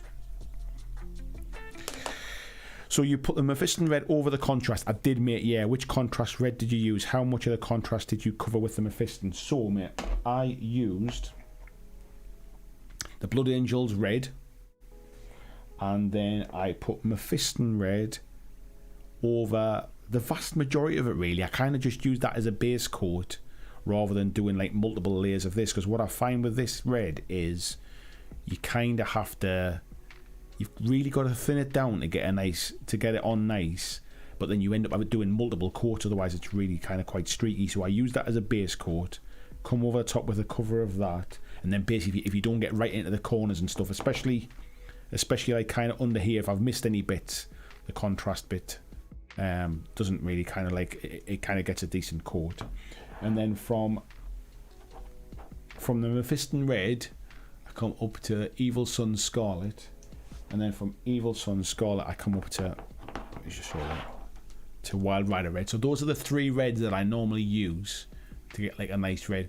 That's what happens when you buy ball bearings that are not steel. These are my old paints, obviously. But yeah, but that maybe to see better there a little bit. Those are the... Oh, Ice Moon, thank you very much, buddy. That is very, very kind of you. Cheers, mate. So yeah, those are the kind of 3 that I tend to use for my reds, mate. That's what I tend to always use. So let's what's that brush? Is that brush clean there? Yes, it is. So yeah, so that's where we got to tonight, folks. Anyway, just kind of, we do have to tidy up his beard a little bit, I'll kind of do the eyebrows and things. I'll go over the flesh with like a Gulliman wash and then highlight it back up again. The red needs a little bit more highlighting. The blue needs a little bit more highlighting. And I want to do something with that yellow on his sash. And obviously we've got the eye of Agamotto as well around his neck to do with like a nice, like kind of like a warpstone green or something like that. And then the base, I kind of use 3 different colours of grey. So if I, off the top of my head, how I've been doing my Marvel bases, let me just switch over and try and remember. I think I've been using Eshin grey all over the base. A dry brush of, I'm trying to remember now, but I can picture them on my shelf of the colours. So yeah, Eshin grey on the base. I'm trying to look to see if I've got the paints on my desk here. I don't think I have. Two of the greys a bit lighter. I forget what they're called now. So paint it all over the base. Dry brush with the lighter grey. Dry brush again with the lighter grey. Wash the whole thing with Agrax, and then dry brush again with the lightest grey. And that's how I've been kind of like sort of keeping all my bases kind of uniform, and then round the rim with black, with my Abaddon black, basically just keeping them all the same. And that's how I've been doing them. The feet there, I think we might kind of highlight a little bit with a bit of that what's that grey called again? The black, sorry, the grey black, the Corvus black. I might just do that just to kind of highlight some bits up and stuff, but I don't know why I'm doing that. The camera isn't on the screen. So happy bacon birthday. Thank you very much, mate. Vijay saying cheers for explaining that. I wasn't sure about your contrast base paint method. Yeah, I kind of just been using contrast paints to block in big blocks of colour really, really quickly without having to kind of do really thin layers. Because what I find is if I don't thin it properly, it's hard to see where the highlights are. Where what I found with the cape was it's quite ridged on the cape, so it's pretty obvious. Where on the clothing there, you can kind of see where you can't see, can you? Bloody hell. You can kind of see there on the blue where I've left those high spots. That's really where the contrast paint was kind of like coming away, not coming away, but like it, you know, where it doesn't it leaves the high spots looking lighter. That's where the contrast paint left the blue high spots looking lighter. So I've kind of painted around them with the blue, and then I'll come in and I'll use like a lighter blue just to kind of pick them out and give a little bit of contrast. Something like probably something like those to really kind of like make them pop a little bit. That's what I'll do kind of off camera. So night to climb the wooden hill. I haven't heard that, mate. Climb the wooden hill to Bedfordshire. Good night, mate. And Jess says looks good, dude. Thank you very much. So I tell you what, it's always the case now when I finish these streams, if it's been a chatty stream like this where I've kind of been sort of keep going, I always feel kind of like a little bit more wired, a bit more wide awake, and then I tend to kind of like try and wind down for half an hour, but I always feel like I could have some food as well, and that's bad this time of night. So I have to make sure I just basically go in and go straight to bed. And Dan saying time for bed as well. Good night all. Thank you very much, folks. It's been an awesome night. I've really enjoyed it. It's a nice little kind of build up to my birthday. Thank you to everybody that's donated on the stream tonight. It's been really, really kind of you. Thank you to all my Patreons, those of you that kind of help keep the lights on, help keep the channel going. Like I said before, I've been doing this just over about 18 months now full time, and without your help I would not be able to keep doing this. So thank you very much, folks. I will see I might not see much of you tomorrow in the Patreon in chat and stuff like that, because I'm going to try and have a bit of a day off, but no doubt I'll be back and kind of like chatting on Friday or whatever. So yeah, take care, folks, and I will see you next Monday on the Monday Night Live. Yeah, that's what we call it, isn't it? See you, folks. Thanks for watching my video. I hope that you really enjoyed it. And if you did, why not consider clicking on the suggested video below to see more of the work that I've done. If you'd like to support the long-term sustainability of this channel, why not consider checking out my Patreon, where you can pledge and support from as little as $2 a month. And there is lots of different tiers and bonuses, which will give you access to a private Discord server. It will give you free t-shirts, free mugs, a podcast every month, and a number of other things, including getting your name at the end of every video, like these awesome folks who already support me now.